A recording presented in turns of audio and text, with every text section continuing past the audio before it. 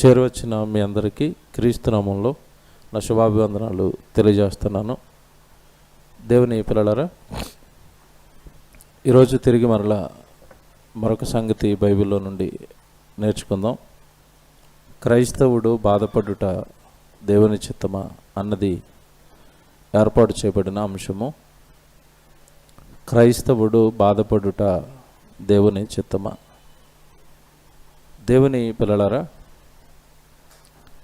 బాధపడటం, శ్రమపడటం అనేది అసలు ఇష్టం లేని కాలంలో మనం ఉన్నాం. అనగా భూమి మీద ఉంటున్న వారంతా కూడా నేడు సుఖాలను కోరుకొని, ఆనందాలను కోరుకొని, సుఖ సంతోషాల వైపు అడుగులు వేస్తున్న వేళ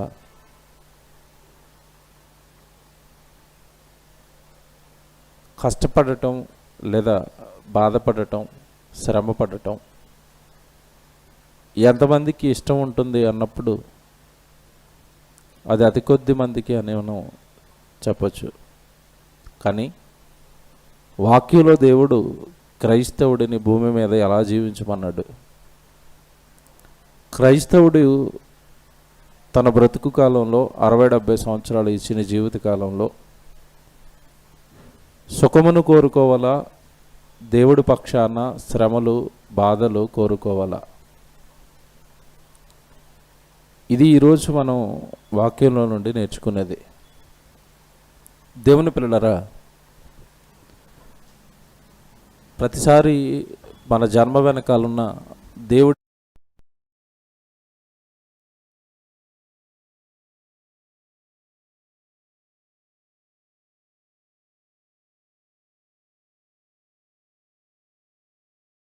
అని అర్థం. ఎందుకు? దేవుని దృష్టికి 1000 దినములు ఈజ్వల్ ఒక రోజు, ఒక దినం. అంటే భూమి మీద ప్రారంభంలో బ్రతికిన ఆదాము కానీ, మెతుషెల కానీ, నోవహు గారు కానీ వాళ్ళకి ఇవ్వబడిన ఆయుష్కాలం సుమారుగా 1000 సంవత్సరాలు కదా. అంటే వాళ్ళు దేవుడి లెక్కల్లో భూమి మీద బ్రతికిన కాలం ఎంత అంటే ఒకరోజు బ్రతికారు. 1000 సంవత్సరాలు బ్రతికితే దేవుడి దృష్టిలో ఎంత బ్రతికినట్టు? ఒకరోజు. ఇక దానిని బట్టి లెక్కలు కడితేనండి, మీకు సార్ లెక్కలు తెంపంగా 1000 దినాలు ఒక రోజు అంటే 500 సంవత్సరాలు బ్రతికితే 12 గంటలు, 250 సంవత్సరాలు బ్రతికితే 6 గంటలు, 120 సంవత్సరాలు బ్రతికితే 3 గంటలు. మీ 60-70 సంవత్సరాలు ఎంత అండి ఇప్పుడు? గంటన్నర. యేసుప్రభు మరీ తక్కువ, 33.5. అంటే అయింది ఎంత ఇప్పుడు? 45 నిమిషాలు. అంతేనా? అంటే ఇప్పుడు మన 60-70 సంవత్సరాల జీవితకాలం దేవుడికి ఎంతలా కనబడుతుంది చెప్పండి? గంటన్నర. మీకు మాట్లాడుతాను, గంటన్నర కష్టపడి పని చేయటం కష్టమా, ఈజీయా? మిమ్మల్ని రోజుకో గంటన్నర కష్టపడి చాలు జీతం ఇచ్చేస్తాను 20,000 అన్నాడు అనుకోండి, ఎలాగుంటుంది? అసలు ప్రపంచంలో నా అంత అదృష్టవంతుడు లేడు, నాకున్న ఉద్యోగం ఎవరికి లేదంటారు కదా. ఎందుకు? గంటన్నర కష్టపడితే జీతం ఎవడిస్తాడు చెప్పండి? పొద్దున్న సాయంత్రం వరకు 12 గంటలు కష్టపడితేనే తప్ప వాడు జీతం ఇవ్వడానికి వెనక్కి లాగి, ముందుకు లాగి 1వ తారీఖున వేస్తానని చెప్పి 5వ తారీఖు అంటాడు, 5వ తారీఖున చేస్తానని చెప్పి 10వ తారీఖు అంటాడు. నాన్న బాధలు కదండి. ఈరోజు పని చేయించుకుని డబ్బులు ఇవ్వని వాళ్ళు ఉన్నారు. అలాంటిది దేవుడు అండి 60-70 సంవత్సరాల జీవితం ఇచ్చి, ఆ 60-70 సంవత్సరాల జీవితంలో కూడా నువ్వు 60-70 సంవత్సరాలు పని చేసేస్తావంటే ఇక్కడ లెక్క చెప్తాను మీకు, మర్చిపోద్ది మళ్ళీ. నీకు 60 సంవత్సరాలు ఇస్తే అందులో 30 సంవత్సరాలు నిద్రకే సరిపోద్ది. మీకు తెలుసా మనిషి ఎంతకాలం నిద్రపోతాడో తెలుసా భూమి మీద?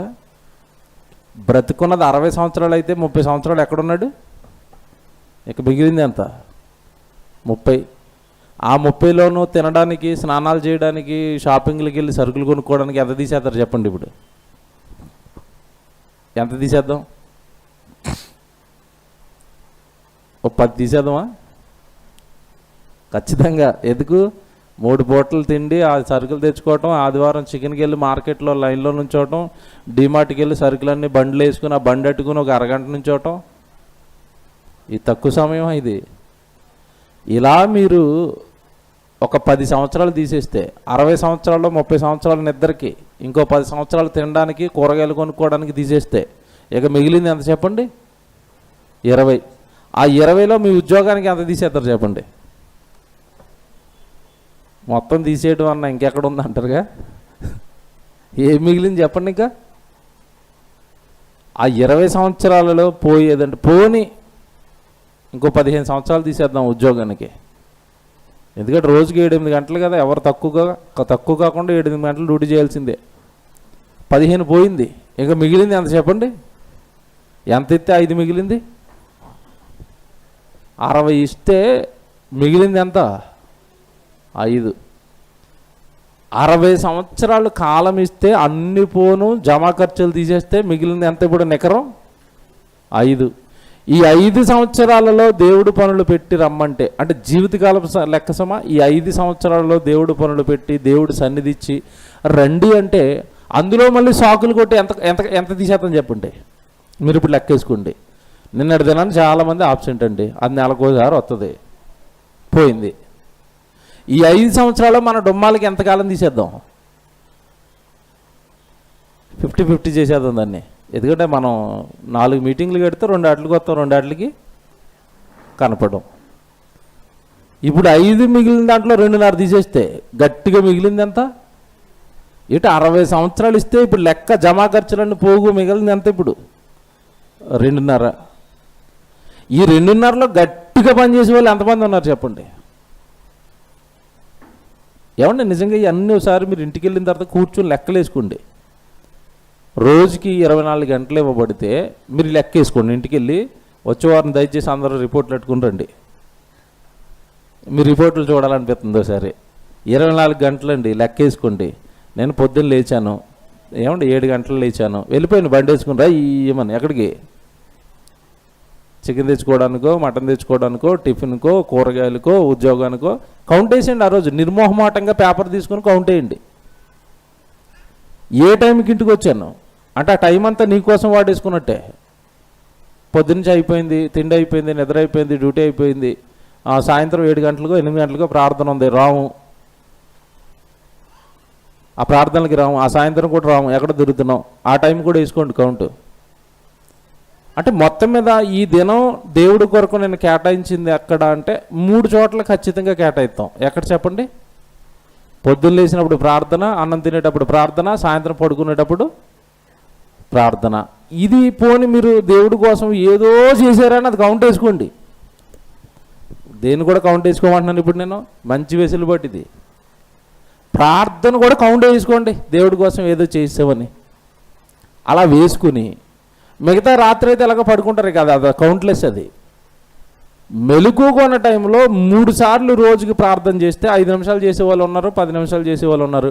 పోనీ మిమ్మల్ని ప్రేమించి 1 గంట వేస్తానండి ప్రార్థనకి, 60 నిమిషాలు రోజులో.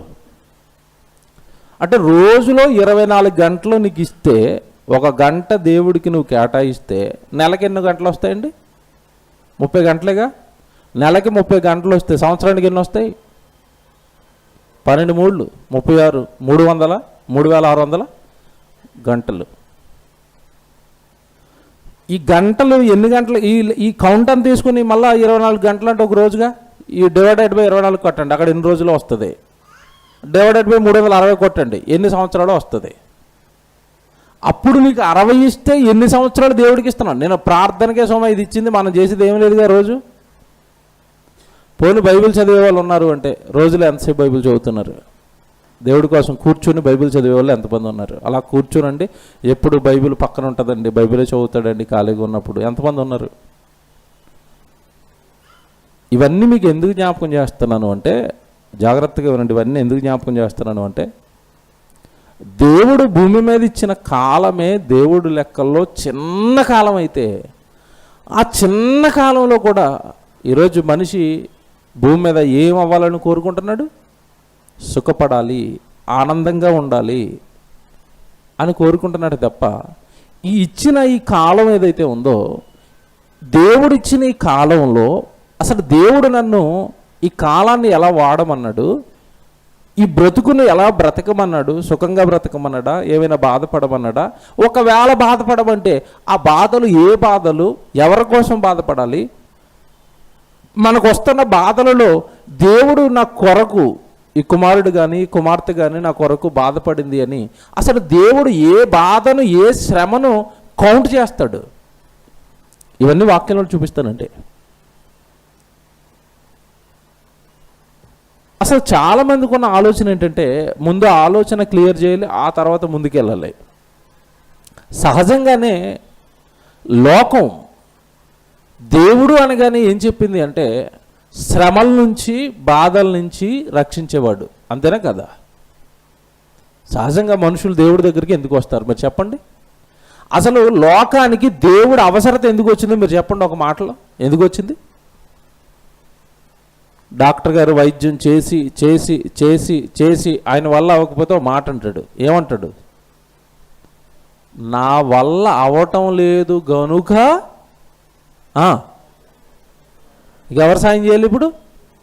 ఒకవేళ ఈయన వల్ల అయిపోతే, మీకు అర్థమైందా? మళ్ళా చెప్తున్నాను, నేను చేయాల్సింది అంతా చేశానండి, ఇక ఎవరి దిక్కు? ఎందుకన్నాడు డాక్టర్ మాట మీరు చెప్పాలి? ఎందుకన్నాడు? ఈయన వైద్యం చేస్తున్నా అక్కడ రోగం తగ్గటం లేదు గనుక అన్నాడు. దేవుడే చూసుకోవాలండి, ఇక నా చేతుల్లో ఏం లేదని. ఒకవేళ ఈయన వల్ల అయిపోతే దేవుడు అవసరం ఉందా అక్కడ? లేదు. అంటే లోకం మా వల్ల కానివేవైనా ఏంటంటే మా శ్రమలు కానీ, మా బాధలు కానీ, మా కష్టాలు కానీ, మా కన్నీళ్ళు కానీ, మా వేదనలు కానీ తీర్చడానికి ఒకరు కావాలి. ఎవరైనా? దేవుడు.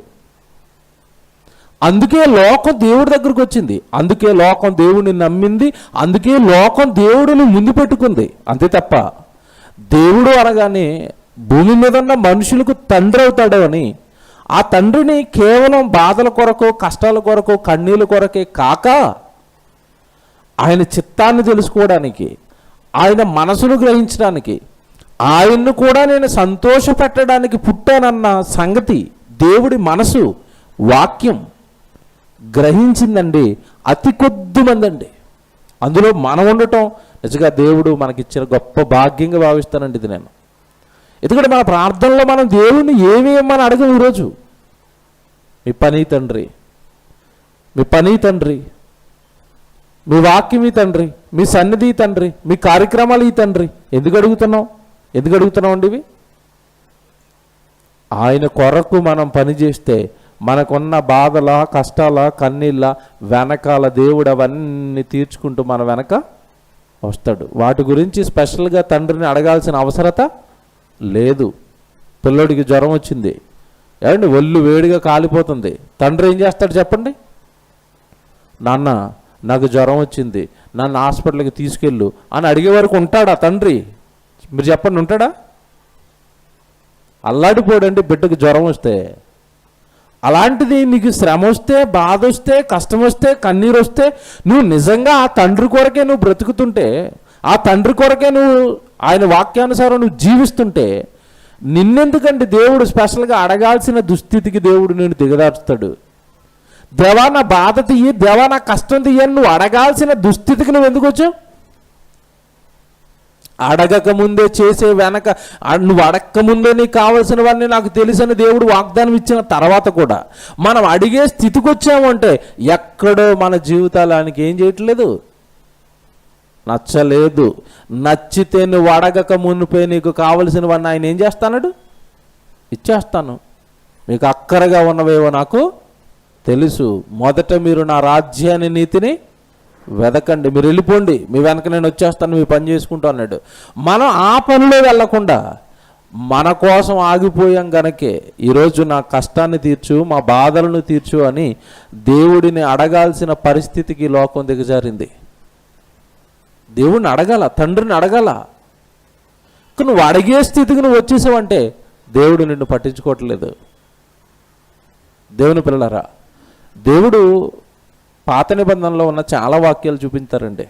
బాధపడి వారికి సహాయం చేస్తాను అన్నాడు, బాధలలో మొరపెట్టు వారి మొర వింటాను అన్నాడు. ఎన్నో బాధపడే వాళ్ళ గురించి కీర్తన గ్రంథంలో చాలా రెఫరెన్స్లు ఉంటాయండి, చాలా వాక్యాలు ఉంటాయి. ఇంతకీ ఏ బాధపడుతున్న వారు మొర దేవుడు వింటాడో చెప్పలేదు వీళ్ళు ఇంతకీ. బాధపడేవారు మొర వింటాడు, బాధపడేవారిని హక్కును చేర్చుకుంటాడు, బాధపడేవారిని దేవుడు విడిచిపెట్టాడు, ఇలాంటి వచనాలు చెప్పారు. ఒకటి చూపిస్తాను చూడండి, మీకు కీర్తనల గ్రంథంలో ఒక వాక్యం చూపిస్తాను. ఇలాంటివి ఉన్నాయా బైబిల్ అంటే? బోల్డ్ వాక్యాలు ఉన్నాయి కీర్తనల గ్రంథం. ఏమండి మీరు ఒక మంచి మాట చూపిస్తాను చూడండి. 14వ అధ్యాయం చూడండి, కీర్తనల గ్రంథం 14వ అధ్యాయము 6వ వచనం. కీర్తనల గ్రంథం 14వ అధ్యాయం 6వ వచనం చూడండి. బాధపడు వారి ఆలోచనను మీరు తృణీకరించుదురు, అయినను యెహోవా వారికి బాధపడేవాడిని లోకం ఏం చేస్తుందంట? తృణీకరిస్తుంది. ఇది నిజమే కదండి. మనకు బాధలు వచ్చినాయి అనుకోండి, మన దగ్గరికి ఎవరు వస్తారు చెప్పండి? ఎవరు రారండి. అదే మీరు బాగా డబ్బులుండి, కార్లుండి, బంగళాలుండి, భవంతులుండి, దానిలో ఆస్తిలో ఉన్నారనుకోండి, బెల్లం చుట్టూ ఈగలు ఏమండి ముసురునట్టుగా, పంచదార చుట్టూ చీమలు తిరుగుతున్నట్టుగా ఈ డబ్బులు ఉన్న వాళ్ళ చుట్టూ ఎవరు తిరుగుతారు? మనుషులు తిరుగుతారు. అదే మీరు జీవితంలో కాస్త చితికిపోతే, అదే జీవితంలో కాస్త మీరు దెబ్బతింటే, అదే జీవితంలో కాస్త మీరు ఆర్థికంగా నష్టపోయి ఒకప్పుడు బాగా వెలిగి ఇప్పుడు ఒక మంచి ఏమంటే కింద స్థితికి పడిపోయారు అనుకోండి, అప్పుడు అన్నయ్య అన్నవాడు అన్నయ్య అని కూడా అంటే ఆ పక్క నుంచి వెళ్ళిపోతూ ఉంటాడు. ఎందుకు? ఇటు చితికిపోయి ఉన్నాడు, అడిగితే ఏమన్నా డబ్బులు అప్పు అడుగుతాడేమో. అంతేగా? హలో బ్రదర్ అంటాడు. సంఘంలో కూడా అంతే, హలో బ్రదర్ అంటాడు. అప్పటి నుంచి బ్రదర్ అండి ఇవ్వండి, ఇక కొంచెం చితికిపోయాడు, ఏమన్నా అప్పు అడుగుతాడేమో. అంటే బాధపడే వారిని లోకం ఏం చేస్తుందంట? తృణీకరిస్తుంది. అయినను దేవుడండి, వాక్యం భలే ఉంటుంది. అయినను ఏమన్నాడు? యెహోవా వారికి ఆశ్రయం, మన పక్షాన దేవుడు ఉంటాడండి. ఎప్పుడు ఉంటాడు తెలుసండి? ఇది ఎప్పుడు ఉంటాడు తెలుసా? వాక్యం అండి నిజంగా రాయించిన విధానానికి దేవుడికి స్తోత్రాలండి. ఎందుకంటే నేను మీ వెనకుంటాను, నేను మీ బాధలు తీరుస్తాను, ఈ వాక్యాలే చెప్పారు తప్పండి. ఇంతకాలం బోధకులు ఎవరు వెనకుంటాడు, ఎవరి బాధలు తీరుస్తాడు, నీ బాధలను దేవుడు పట్టించుకోవాలంటే నువ్వేం చేయాలి? ఈ చెప్పలేదు, మళ్ళీ ఈ చెప్పలేదండి. చాలా జాగ్రత్తగా వినాలి ఈరోజు వాక్యం. క్రైస్తవుడు బాధపడుట దేవుడి చిత్తమా అంటే దేవుడి చిత్తంలో, దేవుడి మనసులో, దేవుడి ఇష్టంలో భూమి మీద క్రైస్తవుడికి ఏమైనా బాధలు ఇవ్వాలనుకున్నాడా, బాధపడాలనుకున్నాడంటే ఉన్నాయి. ఇంకో మాట చూపించిన, ఈ మాట చాలా బాగుంటుందండి. అంటే కీర్తన గ్రంథంలోనే 22వ కీర్తన కూడా చూడండి. 22వ కీర్తన ఏమండి 24వ వచనం అండి. 22వ కీర్తన 24వ వచనం. ఆయన బాధపడు వారి బాధను తృణీకరించలేదు, వారిని చూచి ఆయన ఏం చేయలేదంట? అసహ్యపడలేదు, అతనికి తన ముఖమును దాచలేదు. దేవుడు మనసు ఎంత బాగుంది చూసారా? అసలు దేవుడు మనసు నిజంగా పిల్లల పట్ల, భూమి మీద ఉన్న మనుషుల పట్ల కష్టం వస్తే, కన్నీరు వస్తే నేను మీ ముందుకు వచ్చేస్తానని ఆయన మాట్లాడుతున్న విధానం చూసారా? మళ్ళీ చదువుదామండి, ఎంత బాగుంది చూడండి. మళ్ళీ చదవండి. బాధపడే వారి బాధను తృణీకరించలేదు, దూరం పెట్టలేదు. చూసారా, వీడు బాధపడుతున్నాడు ఏంటి, వీడు ఇలా కష్టాల పాలైపోయాడని తృణీకరించలేదు. దానిని చూసి ఆయన అసహ్యపడలేదు, తన ముఖాన్ని పక్కకు తిప్పుకోలేదు. ఈరోజు మనుషులు తిప్పుకుంటున్నట్టుగా దేవుడు. చూసారా, మొర్ర పెడితే ఆయన ఏం చేశాడంట? ఆలకిస్తాడు. ఎవరు మొర ఆలకిస్తాడు? ఇంతకీ ఇక్కడ చెప్తున్న ఏ బాధలు ఇవి? ఏ బాధలలో ఉంటే దేవుడు వారు మొర ఆలకిస్తాడు? ఏ బాధను పడాలి భూమి మీద దేవుడి పక్షాన? ఇవన్నీ మనకి వాక్యానుసారమైనవి, బైబిలులో దేవుడు రాసినవి తెలియాలి. దేవుని పిల్లలారా, ఏమండి ఈరోజు ప్రారంభంలో నేను చెప్పినట్టుగా సంఘాలలో జరిగిస్తున్న బోధ ఎలా ఉందంటే, దేవుడు పక్షాన, యేసుక్రీస్తుల వారి పక్షాన, ప్రభు పక్షాన, బాధల్లో ఉన్న మీరు దేవుడి దగ్గరికి వస్తే ఏమొస్తాయి? బాధలు పోతాయి. కష్టపడుతున్న మీరు ప్రభు దగ్గరికి వస్తే కష్టాలు పోతాయి, సుఖాలు వస్తాయి. ఏమండి, నేను మిమ్మల్ని అందరినో మాట అడుగుతానండి. ఈ ప్రసంగాలు మన తాతల కాలం నాటి నుంచి వింటానే ఉన్నాం. దేవుడి దగ్గరికి వస్తే అవి వస్తాయి, దేవుడి దగ్గరికి వస్తే ఇవి పోతాయి, బాగుంటాం, సుఖాలు వస్తాయి, ధనం వస్తుంది, ఆస్తి వస్తుంది అని మనం ఎప్పటి నుంచో వింటానే ఉన్నాం కదండి. అలా క్రైస్తవ్యంలోకి వెళ్ళిపోయి రతన్ టాటాని ఎవరినైనా చూసారు మీరు? క్రైస్తవ్యంలోకి వెళ్ళిన తర్వాత అతను రతన్ టాటా అయిపోవడం చూసారు ఎవరినైనా? క్రైస్తవ్యంలోకి వెళ్ళిన తర్వాత ఏమంటే ఇక్కడ ఉన్నప్పుడు మామూలుగా ఉన్నాడండి, అక్కడికి వెళ్ళగానే ముఖేష్ అంబానీ అయిపోయాడండి. చూసారా?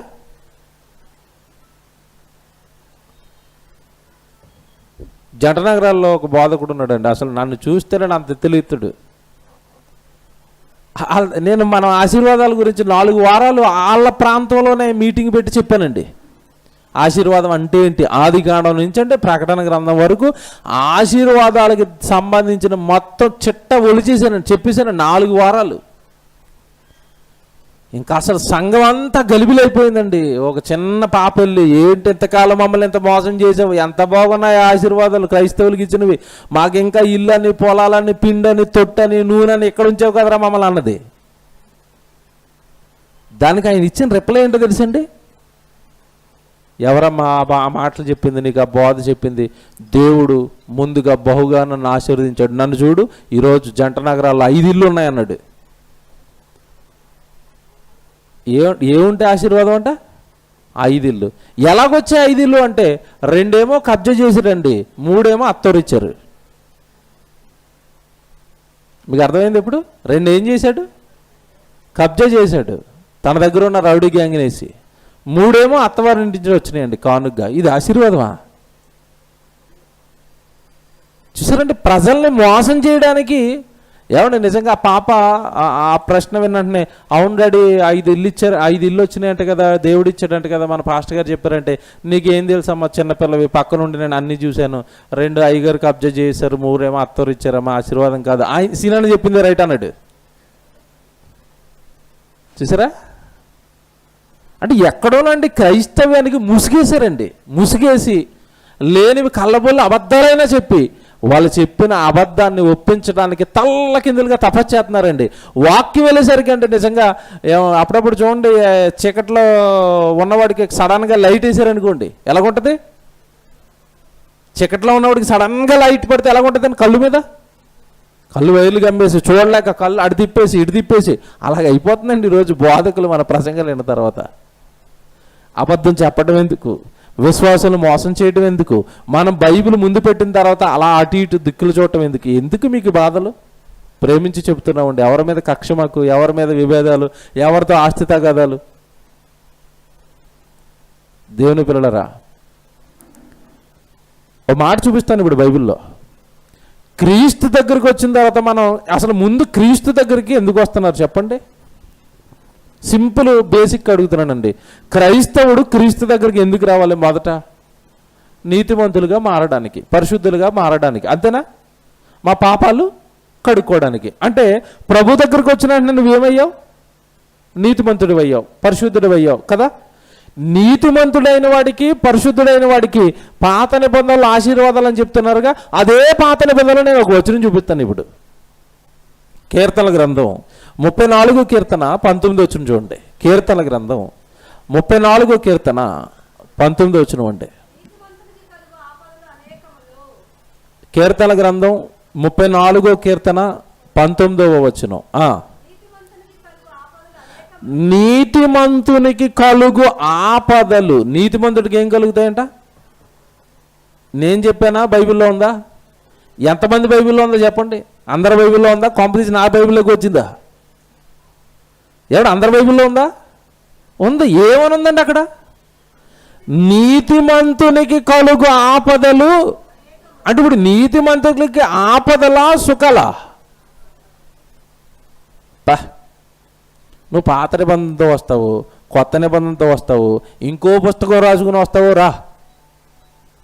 బైబిల్ అంతా ఒకేలా ఉంటుంది. బైబిల్ మారదు, రోజుకో మాట మార్చదు బైబిల్. దేవుడండి ఈరోజు ఒకలాగా రేపు ఒకటి చెప్పేవాడు కాదండి.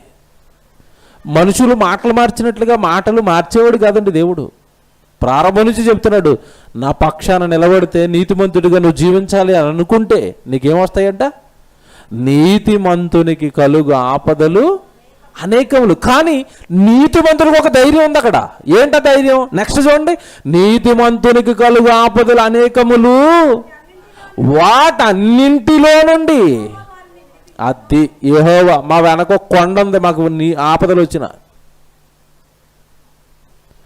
వాటి అన్నిటిలో నుండి యెహోవా వాళ్ళని ఏం చేస్తాడంట? తప్పిస్తాడు, కాపాడుతాడు, రక్షిస్తాడు. దేవుని పిల్లలరా, మీకు ఏమర్థమవుతుంది చెప్పండి? ఇప్పుడు నువ్వు క్రీస్తు దగ్గరకు వచ్చింది నీతిమంతుడిగా మారడానికి అయితే, పరిశుద్ధుడిగా జీవించడానికి అయితే, ఈ నీతిమంతుడికి పరిశుద్ధులకి ఏమొస్తాయని రాశాడు బైబిల్లో? ఆపదలు. ఏమండి నీతిమంతుడికి ఆపదలు రావటం ఏంటండి? ఎందుకు వస్తాయండి అసలు? నీతిమంతుడికి ఎందుకు వస్తాయి? బాగా ఆలోచించాలి, బాగా ఆలోచించాలి. భూమి మీద పాపం చేసేవాడు సుఖంగా ఉంటాడండి. నీతిగా ఉండాలి, న్యాయంగా ఉండాలి అనేవాడు బాధలు పడతాడు. అవునా కదా? మీరు చెప్పండి. లోకంలో ఒక సామెత ఇట్టారండి, అది ఎందుకు ఇట్టారో నాకు ఇప్పటికీ అర్థం కాలేదు. పాపి చిరాయువు అని ఇట్టారు. తెలుసుగా మీకు? పాపి ఏంటంట, చిరాయువు అంటే అర్థం ఏంటి? పాపాత్ములు ఎక్కువ కాలం బతుకుతారంటారు. నిజంగా అది ఆ సామెత పెట్టడం కూడా చూడండి ఎలా పెట్టారు. అంటే వాళ్ళకి వీళ్ళ లోకం దృష్టి ఏంటంటే పాపాత్ముడు ఎప్పుడు బాగానే ఉంటాడు రా, కష్టాలు సుఖాలు శ్రమలు కష్టాలు ఎవరికి? మాకే. నీతిమంతుడికి ఆపదలు కలుగుతాయి. ఎందుకు కలుగుతాయి అంటే, ఉదాహరణకి బైబిల్లో ఉన్న ఒక భక్తుడి జీవితాన్ని మేము ముందు పెడతాను. యోసేపు ఎక్కడోనండి అన్యాయంగా అన్నలకి మంచి చేద్దాం అనుకున్నాడు. ఆ మంచి కాస్త ఎలా మారిందో తెలుసా? చెడుగా మారింది. అన్నలను ప్రేమించి బాగు చూసుకోవడానికి తండ్రి దగ్గరికి చెప్పేవాడు, అన్న తప్పు చేస్తున్నారు అన్నవాళ్ళు అని. అదే చివరికి ఆయన ఊరైంది. చివరికి అన్నలు కక్షతో క్రోధంతో ఆయన ఏం చేశారు? అమ్మేశారు. మంచి చెప్పటం ఎవరికి నచ్చదండి, సరిదిద్దుకోండి అని చెప్పడం ఎవరికి నచ్చదండి. అమ్మేశారు. అమ్మేసిన తర్వాత యోసేపు జీవితాన్ని మీరు చూడండి. యాకోబు దగ్గర పెరిగాడేమో, యాకోబు దేవుని యందు భయము భక్తి కలిగి జీవిస్తున్నాడేమో, అదే భయము అదే భక్తి ఏమండి యోసేపులోకి వచ్చాయి. నిజంగా ఆ భయంతో ఉంటున్నాడు, ఆ భక్తితో ఉంటున్నాడు దేవుడి ఎడల. అమ్మివేయబడిన తర్వాత, బానిస అయిపోయిన తర్వాత, ఇదేంటి మా నాన్న నమ్మిన దేవుడినే నేను కూడా నమ్మాను కదా, నాకేంటి ఇంత అన్యాయం జరిగింది, నాకేంటి, నేను చక్కగా యాకోబు చేత ప్రేమించబడిన వాడినై యాకోబు ఎంటుండాల్సిన నేను, ఇదేంటి నన్ను దేవుడు ఇలాగ బానిసగా అమ్మేశాడు అని ఎక్కడ శోధన కాలంలో కష్టకాలంలో యోసేపు తన భక్తిని పోగొట్టుకోలేదు. అలాగ ఒక బానిసపు బ్రతుకండి, బానిసగా అమ్మివేయబడ్డాడు. బానిసలను ఎలా చూస్తారో మీకు తెలుసు కదా. క్రూరమైన జీవితంలోనికి వచ్చేసాడండి దేవుడిని నమ్మినందుకు, దేవుడు కొరకే ఉన్నందుకు. అలా వచ్చిన యోసేపు జీవితంలో జరిగినవి మీకు తెలుసు. పోతిఫర్ అనే అధికారి ఇంటికి ఇంటి యజమానుడిగా కొద్ది రోజులకి అపాయింట్ చేయబడ్డాడు. పోతిఫర్ భార్య పాపం చేయమని ప్రోత్సహిస్తుంది, పాపం వైపు తనలో లాగుతుంది. నిజంగానంటే అక్కడ పాపం చేస్తే ఆ భార్య కోరుకున్నట్టుగా యోసేపు లోకంలో ఉండేవాడు, కానీ దేవుడి దృష్టిలో ఏమయ్యేవాడు తెలుసా? ఈరోజు మరొకలా యోసేపు జీవితాన్ని మనం చదువుకునే వాళ్ళం. దేవుని పిల్లలారా, ఎప్పుడైతే ఇది పాపం, పరమందున్న నా తండ్రి దృష్టికి ఇది పాపం అని యోసేపు అన్నాడు, అక్కడ నుండి ఆయనకి ప్రారంభమయ్యాయండి. ఏం ప్రారంభమయ్యాయి? మరలా బానిసత్వమే దీనమైన బ్రతుకు అనుకుంటే, బానిసత్వపు బ్రతుకే కష్టం అనుకుంటే, అక్కడ నుండి ఆయనకి ప్రారంభమైంది ఏంటో తెలుసండి? భర్తను పిలిచింది అన్యాయంగా, ఇతరులను పాడు చేయకపోయాడు, అత్యాచారం చేయకపోయాడని లేని అబద్ధాన్ని ఆయన మీద వేసండి జైలు పాలు చేసింది. ఇప్పుడు కరెక్ట్గా నీతిగా నిలబడుతున్నందుకు యోసేపుకి ఏమొస్తున్నాయి మీరు చెప్పండి? ఏమొస్తున్నాయి? నీతిమంతునికి కలుగు ఆపదలు అనేకములు. మరి అన్నిటిలో యోసేపుని దేవుడు విడిచిపెట్టాడా? ఇక్కడ మీరు ఆలోచించాల్సింది ఏంటంటే, మనకి కష్టం వచ్చినప్పుడు కూడా ఎలాగ ఉంటుందంటే, ఈరోజు కష్టం వస్తే రేపు ఎగిరిపోవాలి మనకి, అంతేగా? ఈరోజు జ్వరం వస్తే రేపు తగ్గిపోవాలి. అయ్యా ఏంటయ్యా, అయ్యా ప్రార్థన చేశారా? చేశానన్నారు, ఏంటి ధరం తగ్గట్లేదు, మళ్ళీ చేయండి. మన దగ్గర ఉండలేండి దేవుడికి స్తోత్రం. బయట ఏమయ్యారు ప్రార్థన చేశానన్నారు, తగ్గట్లేదు. ప్రార్థన కూడా నెమ్మదిగా అడగరండి అయ్యారిని. ఏం ప్రార్థనలు చేస్తున్నారో ఏమో, మీ మధ్యకాలంలో మీ ప్రార్థనలు పనిచేయట్లేదు, మార్చేద్దాం పాస్టర్ని. పైన బిషప్కి ఒక్క ఫోన్ కొట్టామంటే మళ్ళీ ఉండరు, మళ్ళీ ఇక్కడ మీ ప్రార్థనలు పనిచేయట్లేదు, మాకు సరిగ్గా చేయండి ప్రార్థన. ఇది ఎలాగుంటుందండి? ఇది బెదిరించటం. దేవుడు అండి నిజంగా ఆపద వస్తుంది, ఆపదలో ఆ శ్రమకాలంలో నీ భక్తిని టెస్ట్ చేస్తాడు దేవుడు. యోసేపు చూడండి, ఏమండి సుమారు 2-3 సంవత్సరాలు అండి జైళ్ళల్లో మగ్గిపోయాడండి చెయ్యని తప్పుకి. ఆ పోతిఫర్ భార్య వేసిన నేరానికి చెయ్యని తప్పుకండి మగ్గిపోతున్నాడు జైల్లో. మగ్గిపోతూ ఎలాగైనా బయటపడాలి అని ఆలోచిస్తున్నాడు. దేవుడు ఇక కొడుకు శ్రమను చూశాడండి, నాయనా నేను అలా కాదు, నేను చేస్తాను, నువ్వు నెమ్మదిగొండి యోసేపు, జైల్లో పడ్డ నిన్ను ఆ దేశానికే ప్రధానిని చేస్తాను అన్నాడు. తీసుకొచ్చిన విధానం మీరు చూడండి. అక్కడి నుంచి రాజు కళ వచ్చింది, ఆ కళభావం తెలియట్లేదు, కళ తెచ్చింది దేవుడే. వీడు తలకిందులైపోతున్నాడు, ఏదో జరిగిపోయింది కళలో అనుకుని. ఈ కళభావం చెప్పాలంటే అప్పుడు అక్కడి నుంచి జైల్లో నుంచి బయటపడ్డ కొంతమంది అధికారులు చెప్పారు, ఈ కళభావం చెప్పాలంటే ఒకప్పుడు మాకు ప్రమాదంలో ఉన్న ఈ కళభావం చెప్పిన వ్యక్తి ఉన్నాడు అనగానే వచ్చేసాడండి యోసేపు. తీసుకొచ్చాడు, చెప్పగానే ఓ రాబోతుంది కరువు 7 సంవత్సరాలు మీకు అని కళభావం చెప్పగానే, అమ్మో ఎంతటి దైవజ్ఞాని నేను ఎక్కడా చూడలేదని దేశ ధనాగారం అంతటి మీద ప్రదానం చేశాడు. శోధన సహించాడు, బాధలలో దేవుడి మీద ఆనుకున్నాడు. ఆ బాధలలో నుండి యోసేపుని ఎవరు తప్పించారు? దేవుడు తప్పించాడండి. అంటే ఇది మీకు ఎందుకు జ్ఞాపకం చేశాను అంటే, నీతిమంతులకి ఏమొస్తున్నాయి వాక్య ప్రకారం? ఒక పక్క వాక్యం కనబడుతుంది, మరో పక్క నీతిమంతుల జీవితాలు కూడా కనబడుతున్నాయి. ఇంకా మీకు చెప్పనా, యేసుక్రీస్తుల వారి జీవితం ఆలోచించండి. చెప్పుకోవడానికి గంటలు పడుతుంది, గంటలే. నిన్న ప్రసంగం విన్నారు కదండి, మొన్న వారం విన్న ప్రసంగం జ్ఞాపకం చేసుకోండి జక్కయ్య గురించి. నిన్న అన్నయ్య చెప్పిన ప్రసంగం జ్ఞాపకం చేసుకోనండి. దప్పికొనుచున్నాను అనడానికి వెనకాల ఎంతటి చరిత్ర అండి. జక్కయ్య గారిని మార్చడం వెనకాల యేసుక్రీస్తుల వారు ఎంతండి పడ్డ కష్టం, శ్రమలు, త్యాగాలు. అంటే యేసుక్రీస్తుల వారి జీవితం మనం చూస్తుంటే అన్ని శ్రమలు, త్యాగాలు, కష్టాలు, కన్నీళ్ళు, వేదనలు. ఆయన్నే నమ్మిందండి ఈరోజు క్రైస్తవ్యం.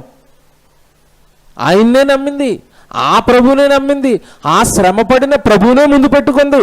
కానీ ఎక్కడ శ్రమకి, కష్టానికి, కన్నీళ్ళకి, వేదనలకి మేము రాము. ప్రభు దగ్గరికి వస్తే మాకు సుఖం ఉండాలి, బాధలు తీరిపోవాలంటుంది. దేవుని పిల్లరా, యేసుక్రీస్తుల వారు దేవునికి కుమారుడు, దేవుడి కొరకు కష్టపడ్డాడు. నువ్వు కూడా ఎవరివి? దేవునికి కుమారుడివే కదా. ఓ మాట చూపించిన యేసుప్రభు మన అందరి గురించి ఏమన్నాడో యోహాను సువార్త 20వ అధ్యాయం చూడండి. అసలు నిజంగా మీరు ఈ మాటను మనసారా గ్రహిస్తేనండి, ఆయన పడ్డట్టుగా నేను కూడా ఈ రోజు నుంచి పరలోకపు తండ్రి కొరకు నేను కష్టపడతానన్న మనసు మీకు వచ్చేస్తుంది. యోహాను సువార్త 20వ అధ్యాయం 17వ వచనం. యోహాను సువార్త 20వ అధ్యాయం 17వ వచనం అండి. అంటే పుట్టాడు, చనిపోయాడండి, మహాశ్రమలు పడ్డాడు, సువార్త చెప్పేశాడు, సిలువ మరణం అయిపోయింది, చనిపోయాడు, తిరిగి లేచిపోయిన తర్వాత ఈ మాట అంటున్నాడు యోహాను సువార్త 20వ అధ్యాయం 17వ వచనంలో. యేసు ఆమెతో, నేను ఇంకనూ తండ్రి వద్దకు ఎక్కిపోలేదు కనుక నన్ను ముట్టుకొనవద్దు, అయితే నా సహోదరుల వద్దకు వెళ్ళి, నా సహోదరులు అనగానే నా తమ్ముళ్ళ దగ్గరికి వెళ్ళండి. శిష్యుల్ని ఏమంటున్నాడు ఇప్పుడు? తమ్ముళ్ళు, నా సహోదరుల వద్దకు వెళ్ళి, జాగ్రత్తగా అండర్లైన్ చేసుకోవాలి ఇది, నా తండ్రియు మీ తండ్రియు నా దేవుడును మీ దేవుడునైన వాని వద్దకు ఎక్కిపోతున్నానని వాళ్ళతో చెప్పండి. నేను పరలోకానికి వెళుతున్నది ఎవరో తెలుసా? నేను పరలోకానికి వెళుతున్నది ఎవరి దగ్గరికో తెలుసా? నా తండ్రి మీ తండ్రి, నా దేవుడు మీ దేవుడు. మరి ఆయన తండ్రి కొరకు కష్టపడ్డాడు. ఇప్పుడు మనం కూడా మన తండ్రి కోసం ఏం చేయాలి? సరే, ఆయనకు ఒక రూలు, మనకు ఒక రూలు అప్లై చేస్తాడు దేవుడు. పిల్లలందరికీ ఒకటే రూలు.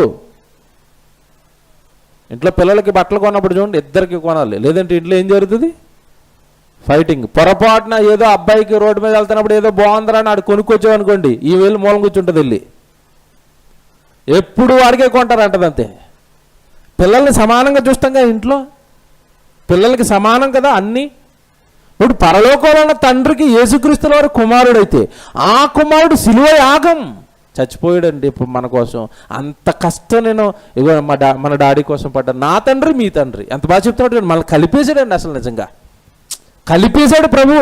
నా తండ్రి మీ తండ్రి, ఇదిగో నా తండ్రి కోసం నేను కష్టపడ్డాను, మీ తండ్రి కోసం మీరు ఏం చేస్తారు? నా తండ్రి మీ తండ్రి, నాకు దేవుడు మీకు దేవుడిని తండ్రిని చేయిస్తాడండి, మనల్ని తమ్ముళ్ళు చేసుకున్నాడు, ఆయన్ని మనకు అన్నగా చేసి వచ్చాడు. బైబిల్ ఎంత బాగుంది చూసారా, బైబిల్ ఎంత బాగుంది చూసారా. ఇంతకీనండి మీరు ఎంత చెప్పింది బాగానే ఉంది.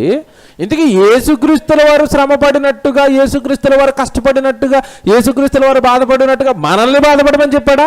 చెప్పాడు. పేతురు గారు రాసిన మొదటి పత్రిక చూస్తాను, ఆ వాక్యాలు కూడా మీరు బైబిల్లో చూడండి. అన్ని బైబిల్లో ఉన్నవే మీకు చెబుతున్నాం. నూతనంగా వచ్చిన వారు ఏమండి పదే ఇది గమనించుకోండి, బైబిల్లో ఉన్నవే మీకు చూపిస్తున్నాం. పేతురు గారు రాసిన మొదటి పత్రిక ఏమండి 4వ అధ్యాయము చూద్దాం. మొదటి వచనం, పేతురు గారు రాసిన మొదటి పత్రిక ఏమండి అందరు తీసుకొనివ్వండి. పేతురు గారు రాసిన మొదటి పత్రిక 4వ అధ్యాయము ఏమండి మొదటి వచనం, క్రీస్తు శరీరమందు శ్రమపడెను గనుక మీరును అట్టి మనస్సును, అండర్లైన్ చేసుకోండి, మీరును అట్టి మనస్సును ఆయుధముగా ధరించుకోండి. బా సూపర్ అండి, ఇది అర్థం కావాలి మీకు. క్రీస్తు ఏం చేశాడంట? శరీరంతో శ్రమపడ్డా, సుఖపడ్డా? క్రీస్తు శరీరమందు శ్రమపడెను. యేసుక్రీస్తుల వారు శరీరంతో శ్రమపడ్డారు. అయితే ఆయన శ్రమ పడితే మమ్మల్ని ఏం చేయమంటారు? మీరేం చేస్తారండి? ఆయన శకపురుషుడు, మీరేమో సుఖపురుషులు. అదిగా క్రైస్తవ్యానికి బోధ ఈరోజు. ఆయన శకపురుషుడు అండి, బాధలు పడి, కష్టాలు పడి, కన్నీళ్లు పడి శకపురుషుడు అయిపోయాడు. కనుక క్రైస్తవ్యాన్ని నమ్మిన మనందరికీ ఇక శ్రమలు లేవు, కృపాకాలం, కష్టాలు లేవు, మీరంతా సుఖపురుషులుగా లోకంలో పడి తిరగండి. ఇదేగా బాధ ఈరోజు జరుగుతున్నది. ఇక్కడ ఎంత బాగుంది చూడండి వాక్యం, క్రీస్తు శరీరమందు శ్రమపడెను గనుక మీరును అట్టి మనసే మీకు ఆయుధంగా, మీరు కూడా శ్రమ పడవలసిందే. మీరు కూడా తండ్రి కొరకు ఆయనలా కష్టపడాల్సిందే. క్రైస్తవుడు దేవుడు కొరకు బాధపడాల్సిందే. అంత బాగుంది వాక్యం. ఆ తర్వాత మాట చూడండి, శరీర విషయంలో శ్రమ పడినవాడు అంటే ఎవరైనా ఈ శరీరంలో శ్రమ పడుతున్న వాళ్ళు, ఇప్పటికే పనిలోకి వచ్చిన వాళ్ళు, ఇప్పటికే కాస్త దేవుడి పనిలో గాయాలు పొందిన వాళ్ళ గురించి చెప్తున్నాడు. జాగ్రత్తగా వినాలి వాక్యం. శరీర విషయంలో శ్రమ పడినవాడు శరీరమందు జీవించు మిగిలిన కాలము ఇక మీదట మనుజాశాసలను అనుసరించి నడుచుకొనక దేవుని ఇష్టానుసారముగానే నడుచుకున్నట్లు పాపముతో జోలియక ఏమీయో లేక ఉండును. చూసారా, మీరు ఇప్పటికే దేవుడి దగ్గరికి వస్తున్నారు, ఇప్పటికే దేవుడికి ఇస్తున్నారు, ఇప్పటికే దేవుడి కొరకు శ్రమలు పడుతున్నారు, ఇప్పటికే దేవుడి కొరకు బాధలు పడుతున్నారు, ఇప్పటికే మీరు దేవుడి పనిలో ఉంటున్నారు, ఇప్పటికే మీరు దేవుడి పనిలో ఉంటున్నందుకు ఎంతమంది చేతనో తిట్టించుకుంటున్నారు కదా. లోకంలో మనల్ని తిట్టేవాళ్ళు ఎక్కువ, పొగిడేవాళ్ళు ఎక్కువ. చెప్పండి, వీళ్ళకున్న పిచ్చి ఎవ్వడికి లేదురా. సోమవారం దేవుడే, మంగళవారం దేవుడే. అమ్మ ఎన్ని మాటలండి మనకి. చాలామంది చెవులు వేస్తారండి ఇవి. మమ్మల్ని తిడుతున్నారన్నారు రోజు క్లాసులకు వస్తుంటాయి, బైబిల్ క్లాసులకి. బాగా భక్తి, వీళ్ళకే ఉన్నాడు దేవుడు, ఇంకెవరికి లేరు. మీరు వింటలేదా? మీ చెవిలో పట్టలేదా? ఆరోగ్యం బాగోనప్పుడు నాకు ఊరి నుంచి ఫోన్లు వస్తాయండి, నీకు దండం పెడతాంరా, ఈ 4 రోజులైనా ఇంట్లో పడుకోరా, ఎక్కడికి వెళ్ళకరా, అర్ధరాత్రులాగా తిరక్కరా. చూసారా, వెళ్ళొద్దు, దేవుడి దగ్గరికి రోజు వెళ్ళొద్దు. కనుక ఇక్కడ ఖచ్చితంగా ఓ మాట చెప్తున్నాడు దేవుడు, శరీరమందు శ్రమ పడిన వాడు జీవించిన మిగిలిన కాలం, ఇంకా ఉందిగా మనకు, టైం అయిపోలేదుగా మనది, ఇంకా మిగిలిన కాలం కూడా మీరేం చేయాలంట? మిగిలిన కాలము ఇక మీదట మనుజాశలను అనుసరించి నడుచుకోవద్దు. వాళ్ళు అలాగే చెప్తారు, కష్టపడొద్దు అంటారు, దేవుడి దగ్గరికి వెళ్ళొద్దు అంటున్నారు, దేవుడికి ఇవ్వద్దు అంటున్నారు. ఎందుకంటే రోజు దేవుడు అంటున్నారు అని మీ గురించి విసుక్కుంటున్నారు. అలా మనుజాశలను, మనుషుల యొక్క ఆశలను అనుసరించి నడుచుకోకండి. అంటే శ్రమ పడిన తర్వాత, బాధపడుతున్నప్పుడు, కష్టపడుతున్నప్పుడే వస్తారు వీళ్ళు. దెయ్యం అప్పుడే వస్తుంది. దేవుడిని నమ్మితే ఎందుకంటే మీకు శ్రమలు వస్తున్నాయి, దేవుడిని నమ్ముతుంటే ఎందుకంటే మీకు కష్టాలు వస్తున్నాయి, దేవుడిని నమ్మితే ఎందుకంటే మీరు ఎలాగ అయిపోయారని మీ దగ్గరికి దెయ్యం వస్తుంది. ఆ టైంలో మీరు ఏంటంటే ఇలా కష్టంలో ఉండిపోయానని ఆ మనుషుల ఆశలను బట్టి, ఆ మనుషుల మాటలను బట్టి వాళ్ళని అనుసరించి మీరు వెళ్ళిపోకండి. పడిపోకండి, శ్రమ పడుతున్న వాళ్ళు పడిపోకండి. మిగిలిన కాలం కూడా శ్రమ పడడానికే ట్రై చేయండి. మిగిలిన కాలం కూడా లోకంలో సుఖపడడానికి ట్రై చేయకండి. అలసిపోయినాను అనకండి, నేను అనకండి. వాక్యం జాగ్రత్తగా అర్థం చేసుకోవాలి. మళ్ళీ చదువుతాను. శరీర విషయములో శ్రమ పడిన వాడు శరీరమందు జీవించు మిగిలిన కాలం, ఇంకా జీవించే ఉన్నాగా, 30 సంవత్సరాలు వచ్చినట్టు ఇంకా 30 ఉంటాంగా దేవుడు ఆశిస్తే, మిగిలిన కాలానికి కూడా శ్రమ పడడానికి ప్రణాళికలు వేసుకోండి. సుఖపడాలని మాత్రం మీరు ట్రై చేయకండి. అంటే క్రైస్తవుడికి ఇప్పుడు ఆ శ్రమలు ఎంతకాలం చెప్పండి? ఒక 4 సంవత్సరాలు గట్టిగా పనిచేస్తానన్నా, తర్వాత ఇక నా వల్ల కాదన్నా అంటే అసలు ఈ వాక్యం కొడతాను. మళ్ళీ జీవించిన కాలం అంతా కూడా దేవుడి కొరకు ఏం చేస్తూ ఉండాలంట? పని చేస్తూనే ఉండాలి. నీ శరీరం దేవుడి కొరకు వాడబడుతూనే ఉండాలి. ఆ వాడబడుతున్నప్పుడు వచ్చే ఒళ్ళు నొప్పులు, కష్టాలు, బాధలు, వెన్నెముకలు. ఓ వీడియో వేస్తారు, చూస్తారా? ఓ వీడియో పంపించాను ఎవరికో, పంపిస్తాను. మాధవన్న దగ్గర ఉంది కదన్నా, వీళ్ళకి పంపించండి అన్న. నేను మీకు వీడియో పంపించానండి. రైటర్ ఉందా తమ్ముడు? రైట్. నిన్నండి సెమినార్ జరిగింది, మనకు తెలుసు కదా. సెమినార్ జరిగింది, ఎర్లీ మార్నింగ్ స్టార్ట్ అయిందండి యుద్ధం. 5:30కి. ఏమి యుద్ధం? వంటల యుద్ధం. అన్నయ్య వచ్చేసాడు గౌతమన్న 5:30, 6 గంటలకండి స్టార్ట్ అయ్యాయి. 100 మందికి వంట చేయడం అంటే చిన్న విషయం అండి. ఎంతమంది పిల్లలు కష్టపడరు తెలుసండి. అక్కడ తెల్లవారుజామున 5:30, 6 గంటలకి ఆ కార్యక్రమం ప్రారంభమైందండి, వంటల కార్యక్రమం. నిజంగానండి ఎంత స్పీడ్గా జరిగాయంటే నన్ను వంటలు, రకరకాల మెనూ అండి. నన్ను చూసారుగా మీరు, వంటలు ఎంత బాగున్నాయండి, ఎంత రుచి అండి. నిన్న విషయం ఏంటంటే వాకింగ్ గురించి కంటే వంటల గురించి మాట్లాడుకుంటున్నారు అందరూ. రాత్రి ఒక ఆయన ఫోన్ చేసి, అన్న మీది ఏంటన్నా అసలు వంటలు, అన్ని రకాల వంటలు ఎలా చేస్తారన్నా, ఏం టేస్ట్ అన్న, 5 స్టార్ హోటల్ ఫుడ్ పెడతారు మీ దగ్గరికి వస్తే అన్నాడు ఒక ఆయన ఫోన్ చేసి. ప్రిన్సిపల్ అండి. అంటే నిజంగా ఆ కష్టం అండి. పరిశుద్ధులు వస్తున్నారు, వాళ్ళకి మన మంచి భోజనం. ఎలాగ వాక్యం విషయంలో మనల్ని తలదన్నే వాళ్ళు లేరు. ఆత్మీయ ఆహారం అనేది అసలు మనం చెప్పే నిజం. నిన్న ప్రసంగాలు విన్నారు కదా, ఉపేంద్రాన్ని ప్రసంగాలు. ఏం ప్రసంగాలు అండి అవి, ఏం మాటలండి అవి. అదే ఆ లెవెల్లో ఉన్నప్పుడు శారీరక ఆహారం విషయంలో ఎందుకు తగ్గాలి? తగ్గేదే లేదు. అసలు నేను ఎంత మంచి ఆహారం పెట్టారండి. అన్నయ్యలు చాలా కష్టపడ్డారండి. గౌతమ్ అన్నయ్య, ఇంకా చాలామంది పిల్లలండి, మన పిల్లలు చాలామంది కష్టపడ్డారండి. ఇక్కడ విషయం ఏంటంటే కష్టపడ్డారు, వండారు, 10 గంటలకు వంటలు అయిపోయినాయి, తెచ్చారు, చక్కగా అందరూ తిన్నారు, హ్యాపీగా, చాలా బాగున్నాయి. అందరూ వెళ్ళిపోయిన తర్వాత ఇంకో యుద్ధం స్టార్ట్ అయింది. ఏంటో తెలుసా యుద్ధం? అసలు వండిన గిన్నెలు ఒక్కొక్క గిన్నె ఇంత గిన్నె. ఏమంటే ఆడపిల్లలు పాపం చేయాల్సింది అంతా చేశారండి. పొద్దున్నే చేసి అలసిపోతారుగా, అందులోకి ఇంతంత ఉన్నాయి అవి గిన్నెలు.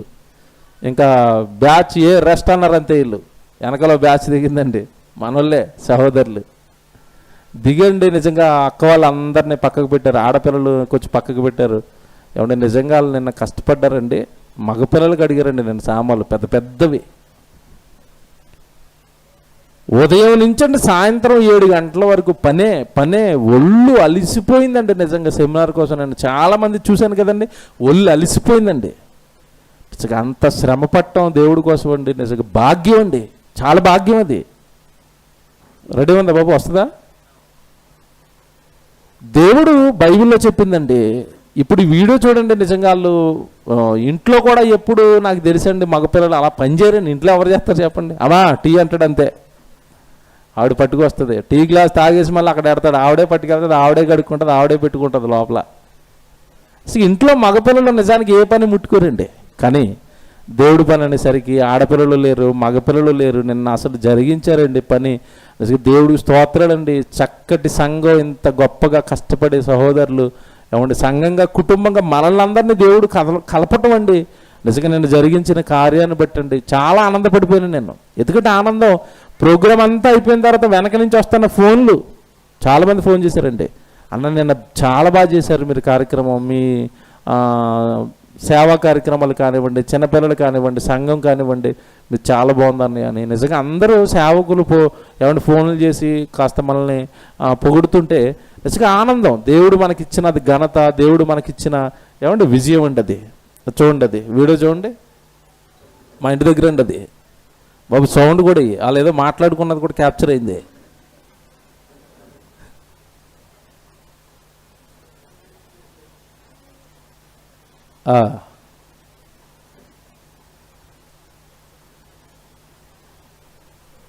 పెద్ద చేయండి.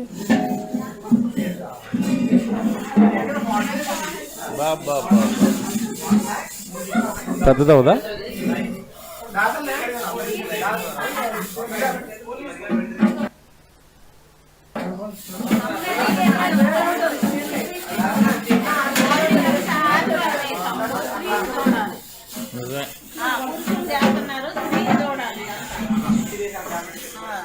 బాబు ఇది చూడండి ఒకసారి మీ దగ్గర.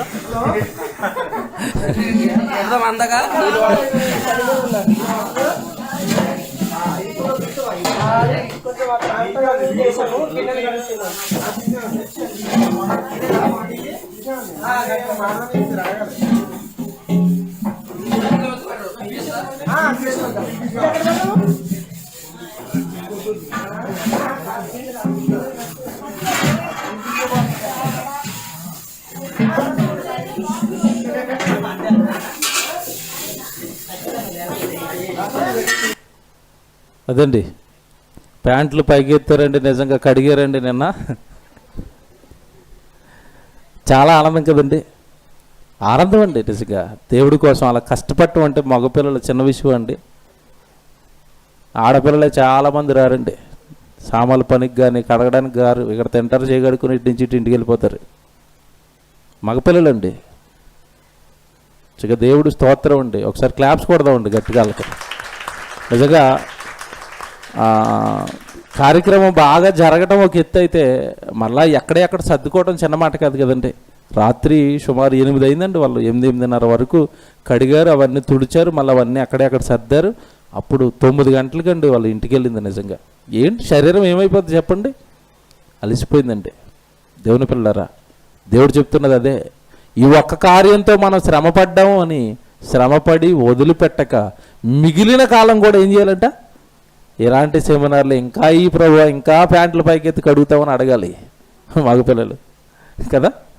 మిగిలిన కాలం కూడా ఇంకా దేవుడి కొరకు ఏం చేయాలంట, శ్రమపడాలి, కష్టపడాలి, పని చేయాలి దేవుడి కోసం. దేవుని పిల్లలరా, దేవుడు అదే కోరుకున్నాడండి. పని చేయండి నా కోసం, కష్టపడండి, శ్రమపడండి. ఇంకో వాక్యం చూపిస్తాను చూడండి. తిమోతికి రాసిన 2వ పత్రిక 3వ అధ్యాయము 12వ వచనం అండి.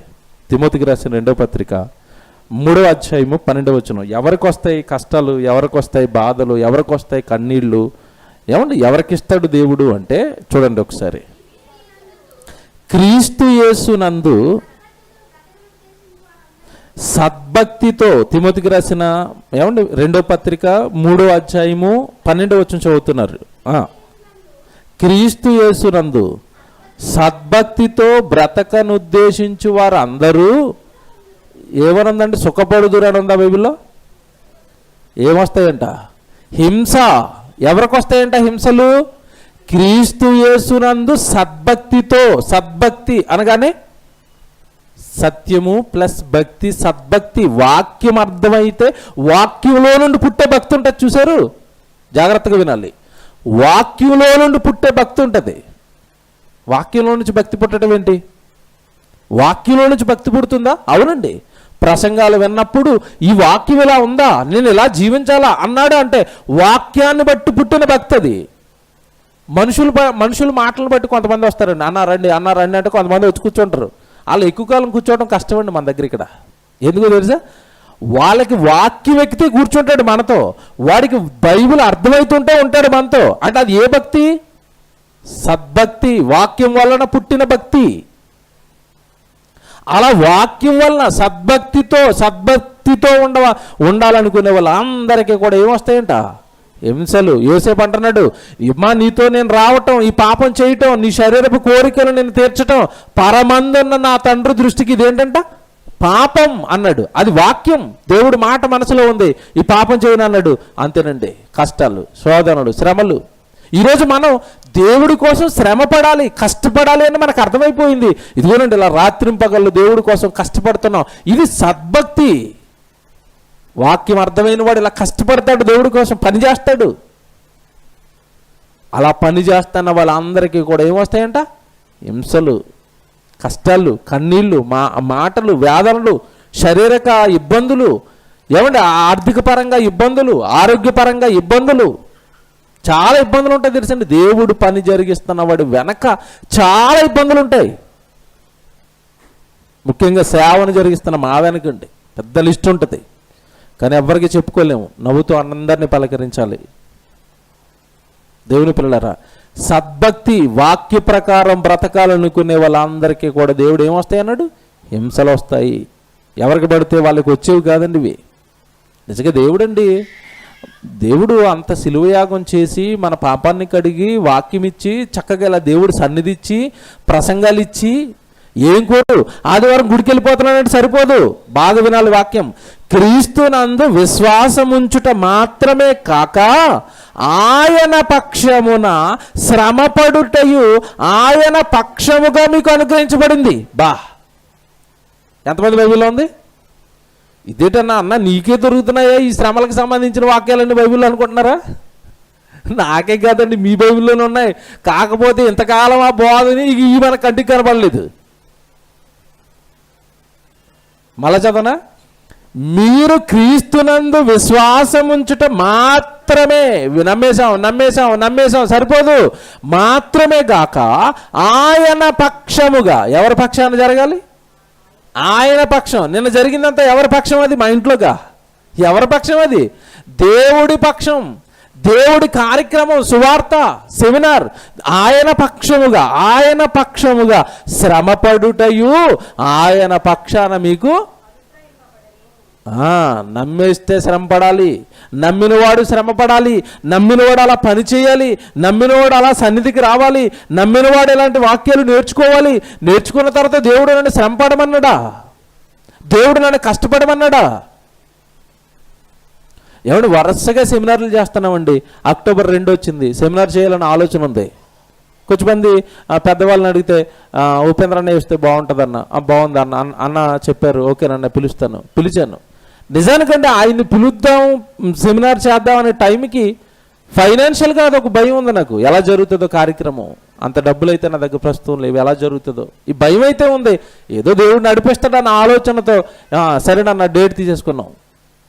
డేట్ తీసుకోగానే కొద్ది రోజులకి అరన్న ముందుకు వచ్చాడు, అన్న భోజనాలు నేను చూసుకుంటాను. కన్వీనర్గా వస్తాడు ఒక ఆయన. నిజంగా ఇంకా అలాగా మిగతా ఖర్చులకి ఇంకొకరు అలాగా మొత్తం నేను ఎంత గొప్పగానండి అది జరిగిపోయిందంటే. ఇవన్నీ ఏంటనుకుంటున్నారు? విశ్వాసంతో దేవుడి పక్షాన ఒక కార్యక్రమం పెడితే ఉన్నా లేకపోయినా నాయన నువ్వు ముందు నిలబడంతే. జరిగించేది నేను, జరిగించాడు. ఘనకార్యం కదండి. చిన్న సంఘం వాడు అందరూ ఫోన్ చేసి అదే అడుగుతున్నారు, ఎలా మేనేజ్ చేస్తున్నారన్న? ₹1000 రెంట్లు కడతారు, ఏవో సినిమాలను అప్పులు చేస్తారు, పక్క సెమినార్లు చేస్తారు, అసలు వాళ్ళు బతకనివ్వట్లేదన్న మీరు అంటాడు ఒక ఆయన. ఏంటండి ఇవన్నీ? దేవుడు పక్షాన జరిగిస్తున్న కార్యాలు మాకే వద్దు. రోజు మాకు దేవుడి పని ఉండాలి. మా భాగ్యం పరలోకం వెళ్ళిపోతామండి. ధైర్యంగా చెప్తానండి. బైబిల్ ముందు, దేవుడి సన్నిధి ముందు ఇలాగే మనం చివరి వరకు పనులు చేసుకుంటే పరలోకం వెళ్ళిపోతామండి, గ్యారంటీ. పని చేసిన వాడిదే పరలోకం, శ్రమపడిన వాడిదే పరలోకం. మాటలు ఏవే వద్దండి, పని పని పని జరిగించటమే, వెళ్ళిపోవటమే. దేవుని పిల్లరా, క్రీస్తు పక్షాన శ్రమపడటం అనేది మీకు అనుగ్రహించబడింది. ఎంత బాగా రాశాడు చూడండి. క్రీస్తు పక్షాన అది మీకు అనుగ్రహించబడింది. కానీ ఈరోజు చెప్తాను, లోకం జాగ్రత్తగా వినాలి. ఇక్కడే చిన్న మెలికి తిప్పింది లోకం. బాధపడే వాళ్ళని కష్టపడే వాళ్ళని దేవుడు కాపాడుతాడమ్మా. ప్రారంభంలో చూపించానుగా ఏవి? బాధపడే వాళ్ళని ఆయన తృణీకరించడు, బాధపడే వాళ్ళ దగ్గర నుంచి ఆయన మొహం తిప్పుకోడు. ఎవరికి అప్లై చేశారనుకున్నారు వాక్యాలు? అసలు నిజానికి ఇలా కష్టపడుతున్న వాళ్ళకి అప్లై చేయాలి ఈ వాక్యాలు అవి. కానీ అవి ఎవరికి అప్లై చేశారు? అయ్యగారు మా ఆయన గారు తాగేస్తున్నారండి, తాగేసి బాగా అప్పులు చేశారండి. ఏం కదమ్మా, బాధపడేవారిని ఆయన తృణీకరించడు, మీ అప్పులన్నీ దేవుడు తీరుస్తాడు రా అన్నాడంతే. ఇటు తాగేసి తిరిగితే ఈ అప్పులు ఎవరు తీర్చాలంట? ఈ బాధలు తీర్చడానికి దేవుడు ఉన్నది. ఈ బాధలుగా లోకంలో సుఖాలు చేసి, లోకంలో పాపాలు చేసి, లోకంలో ఇష్టానుసారంగా తిరిగి నువ్వు బాధల్లో కూరుకుపోతే ఆ బాధలు తీర్చడానికి ఉన్నాడా దేవుడు? ఈ బాధలు పడుతున్న వాళ్ళు కొరకున్నాడా? యోసేపు కోరుకున్నాడు. దేవుడు వాక్యం కొరకు పాపం చేయక బాధలు తెచ్చుకున్నాడు కనుక యోసేపు బాధలు తీయడానుకున్నాడు. అపోస్తులు వాక్యం పట్టుకొని ఏ రోజు ఎక్కడికి వెళతారో తెలియకుండా వెళ్ళిపోయి జైలు పాలైపోతుంటే, తినడానికి తిండి లేకపోతుంటే, ఒళ్ళంతా కొళ్ళ దెబ్బలతో చీలిపోతుంటే వాళ్ళ బాధలు తీయడానుకున్నాడు. లోక సంబంధమైన బాధలు నా కౌంట్లోనికి రావు అనేసాడు దేవుడు. ఆ వాక్యాలు చూపించాలిగా, పరిపూర్ణంగా నేర్చుకోవాలి పాఠం నేర్చుకుంటే. ఏమంటే పేతురు గారు రాసిన మొదటి పత్రిక చూపిస్తాను, అవి కూడా. పేతురు గారు రాసిన మొదటి పత్రిక 4వ అధ్యాయము ఏమంటే 12 నుంచి చూద్దాం. ఏమంటే పేతురు గారు రాసిన మొదటి పత్రిక, పేతురు గారు రాసిన మొదటి పత్రిక 4వ అధ్యాయము 12 నుంచి చూద్దాం జాగ్రత్తగా. ఏమంటే ఇవన్నీ జాగ్రత్తగా నోట్ చేసుకోండి. 12 నుంచి 19 వరకు రాసుకోవాలి మీరు. పేతురు గారు రాసిన మొదటి పత్రిక 4వ అధ్యాయము 12 నుంచి 19 వరకు నేను చదువుతాను, జాగ్రత్తగా వినండి. అందరు చూడండి, పేజ్ నెంబరు 216 కొత్త నిబంధనలో. అందరూ వాక్యం చూడండి, బైబిల్ చూడండి. ప్రియులారా, మిమ్మల్ని శోధించుటకు మీకు కలుగుచున్న అగ్ని వంటి మహాశ్రమను గూర్చి మీకు ఏదో ఒక వింత సంభవించున్నట్లు ఆశ్చర్యపడకండి. ప్రియులారా, మిమ్మల్ని శోధించుటకు మీకు కలుగు అగ్ని వంటి మహాశ్రమ అంట. ఎవరికి వచ్చింది? మనలో శ్రమలే లేవు, కష్టాలు లేవు, మహాశ్రమలు ఇంకెక్కడ? మహాశ్రమలకి పక్కన ఇంకెక్కడేముంది? అగ్ని వంటి మహాశ్రమలు ఎక్కడ? స్టేజ్లు అవి. బాధ, కష్టం, శ్రమ, మహాశ్రమ, అగ్ని వంటి మహాశ్రమ. ఏమొచ్చింది దేవుడి కోసం మనకి? ఒకవేళ అలాంటి అగ్ని వంటి మహాశ్రమలు వచ్చేస్తే మీకు ఏదో వచ్చిందని ఆశ్చర్యపోకూడదంట. ఏంటిది ఇలా చెప్పాడు? అంత పెద్దది వస్తే పెద్ద ఆశ్చర్యపోకండి మీరు అన్నాడు. ఎందుకన్నాడు అంటే, బైబిలులో భక్తులకు వచ్చినటువంటి అంతటి పెద్ద కష్టాలు ఏమైనా మనకు వస్తున్నాయా? దేవుడిని నమ్మితే సింహానుభూములు వేసేస్తాం. మనల్ని నేస్తానంటున్నారా? దేవుడిని నమ్మితే ఇదిగో అగ్ని గంధకాలు వేసేస్తామని ఎవరైనా వేయడానికి వస్తున్నారు మన దగ్గరికి. అవి ఏ శ్రమలు? అవి అగ్ని వంటి మహాశ్రమలు. ఇగో దేవుణ్ణి ప్రకటిస్తే తల నరికేస్తాం. యాకోబు గారు తల నరికేశారు. ఏ శ్రమ అది? అగ్ని వంటి మహాశ్రమ. అలాంటివి ఏవైనా మీకు వచ్చినా సరే లైట్ తీసుకోండి అన్నాడు. మీకు అర్థమైంది అక్కడ? అలాంటి పెద్దది వస్తే లైట్ తీసుకోండి అన్నాడు. ఏమంటే చిన్న చిన్న వాటికి చిట్టపెట్టలకే బెదిరిపోతాం మనం కదా. ఆ చెప్పి శ్రమలు అలాంటివి వచ్చినా ఆశ్చర్యపడొద్దని చెప్పి 13, క్రీస్తు మహిమ బయలుపరచబడినప్పుడు మీరు మహానందముతోనూ సంతోషముతో సంతోషించు నిమిత్తము క్రీస్తు శ్రమలలో మీరును పాలువారయ్యున్నంతగా సంతోషించండి. క్రీస్తు శ్రమల్లో మీరు కూడా ఏమయ్యారంటే ఇలాంటివి వస్తే పాలి భాగస్థులయ్యారు. మీకు కూడా ఆ శ్రమల్లో పాలు దొరికిందని ఆనందపడండి. నా ప్రభు ఎలాగైతే శ్రమ పడ్డాడో నాకు అందులో వంతు దొరికిందని ఆనందపడాలంట. శ్రమలు వస్తే ఆనందపడాలంట, శ్రమలు వస్తే సంతోషపడాలంట. మీకు ఈ టైంలో ఏదో జ్ఞాపకం వస్తుంది. యేసుప్రభు చెప్పింది. ఏ జ్ఞాపకం వస్తుంది చెప్పండి? మత్తయి సువార్త 5:10, నా నిమిత్తము జనులు మిమ్మల్ని హింసించి నిందించి మీ మీద చెడ్డ మాటలలో పలుకున్నప్పుడు మీరు సంతోషించి ఆనందించండి. మరలా అదేగా పేతురు గారు చెప్తున్నారు ఇక్కడ. ఆ భాగ్యం, దేవుడి కొరకు మాట పడే భాగ్యం, దేవుడి కొరకు ఒక నిందించుకునే భాగ్యం, దేవుడి కొరకు ఒక మాట బలంగా తీసుకునే భాగ్యం, దేవుడి కొరకు అదిగో ఒక రోజంతా అలా శరీరాన్ని అంతా అలసిపెట్టుకునే భాగ్యం, దేవుడి కొరకు ఒక కరపత్రం పంచే భాగ్యం, దేవుడి కొరకు ఒకరి దగ్గరికి వెళ్ళి ప్రయాణం చేసి గుడికి రండి అని తీసుకొచ్చే భాగ్యం, ఇలా దేవుడి కొరకు పని చేసుకుని శ్రమలు పడే భాగ్యం దేవుడు నాకు ఇచ్చాడు అని ఆనందపడాలంట, సంతోషించాలంట. తర్వాత చూడండి ఏమంటాడు, క్రీస్తు నామము నిమిత్తము మీరు నిందపాలైన ఎడల. ఇదేంటిది? నిందలేంటి మళ్ళా? క్రీస్తు నామము నిమిత్తము మీరు నిందపాలైన ఎడల. నిందలు అంటే ఏమి చెయ్యకపోయినా ఏదో చేశారన్న నింద మన మీద వేస్తారు. నిజానికి వాళ్ళు ఇట్లేదండి, వాళ్ళతో దెయ్యం వేస్తుంది, వీళ్ళ అమాయకులే. అప్పుడు మనం ఏం చూడాలంటే, నిందేస్తున్న వాడి విషయంలో అయ్యో నన్ను అర్థం చేసుకోలేక అన్న నా మీద నిందేసాడు, అక్క నా మీద నిందేసింది, చెల్లి నా మీద నిందేసింది.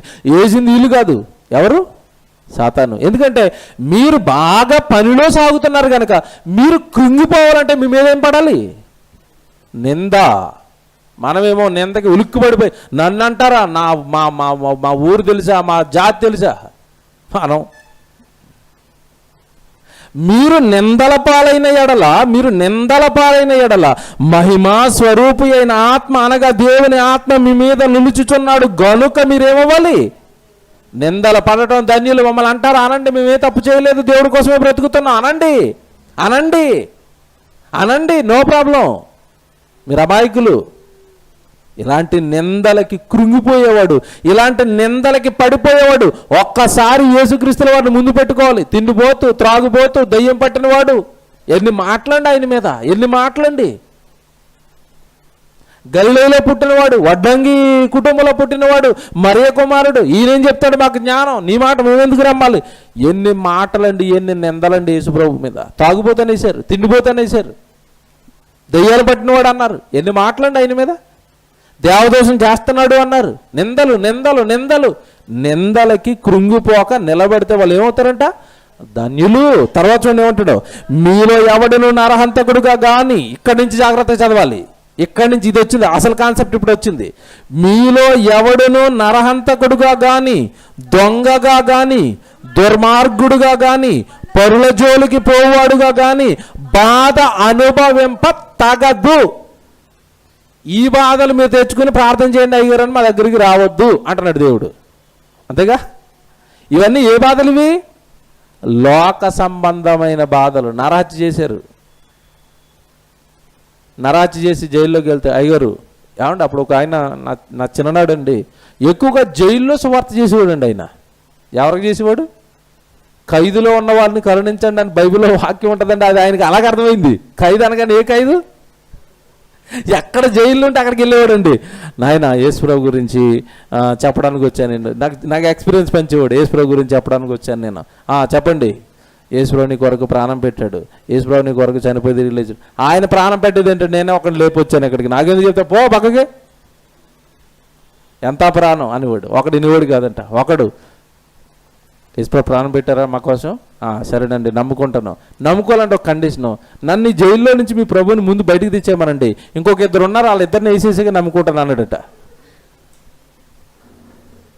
ఏమండి? ఖైదులో ఉన్న వారిని కరుణించండి అంటే వీళ్ళ ఏ ఖైదు? పాపం అనే ఖైదు. వాళ్ళైనా ఖైదులో ఉంటా. దేవుడి దగ్గరికి రాని ప్రతి ఒక్కడు కూడా ఎక్కడున్నాడు ఇప్పుడు? ఖైదు, పాపం అనే సాతాను చెరలో ఉన్నాడు. వాక్యం అందరికీ చెప్పాలండి. జైల్లో ఉన్న వాళ్ళకి ఆడి దగ్గరికి వెళ్తే ఇంకా నిజంగా కోపం పుట్టితే అక్కడ చంపేస్తారు కూడా వాళ్ళు.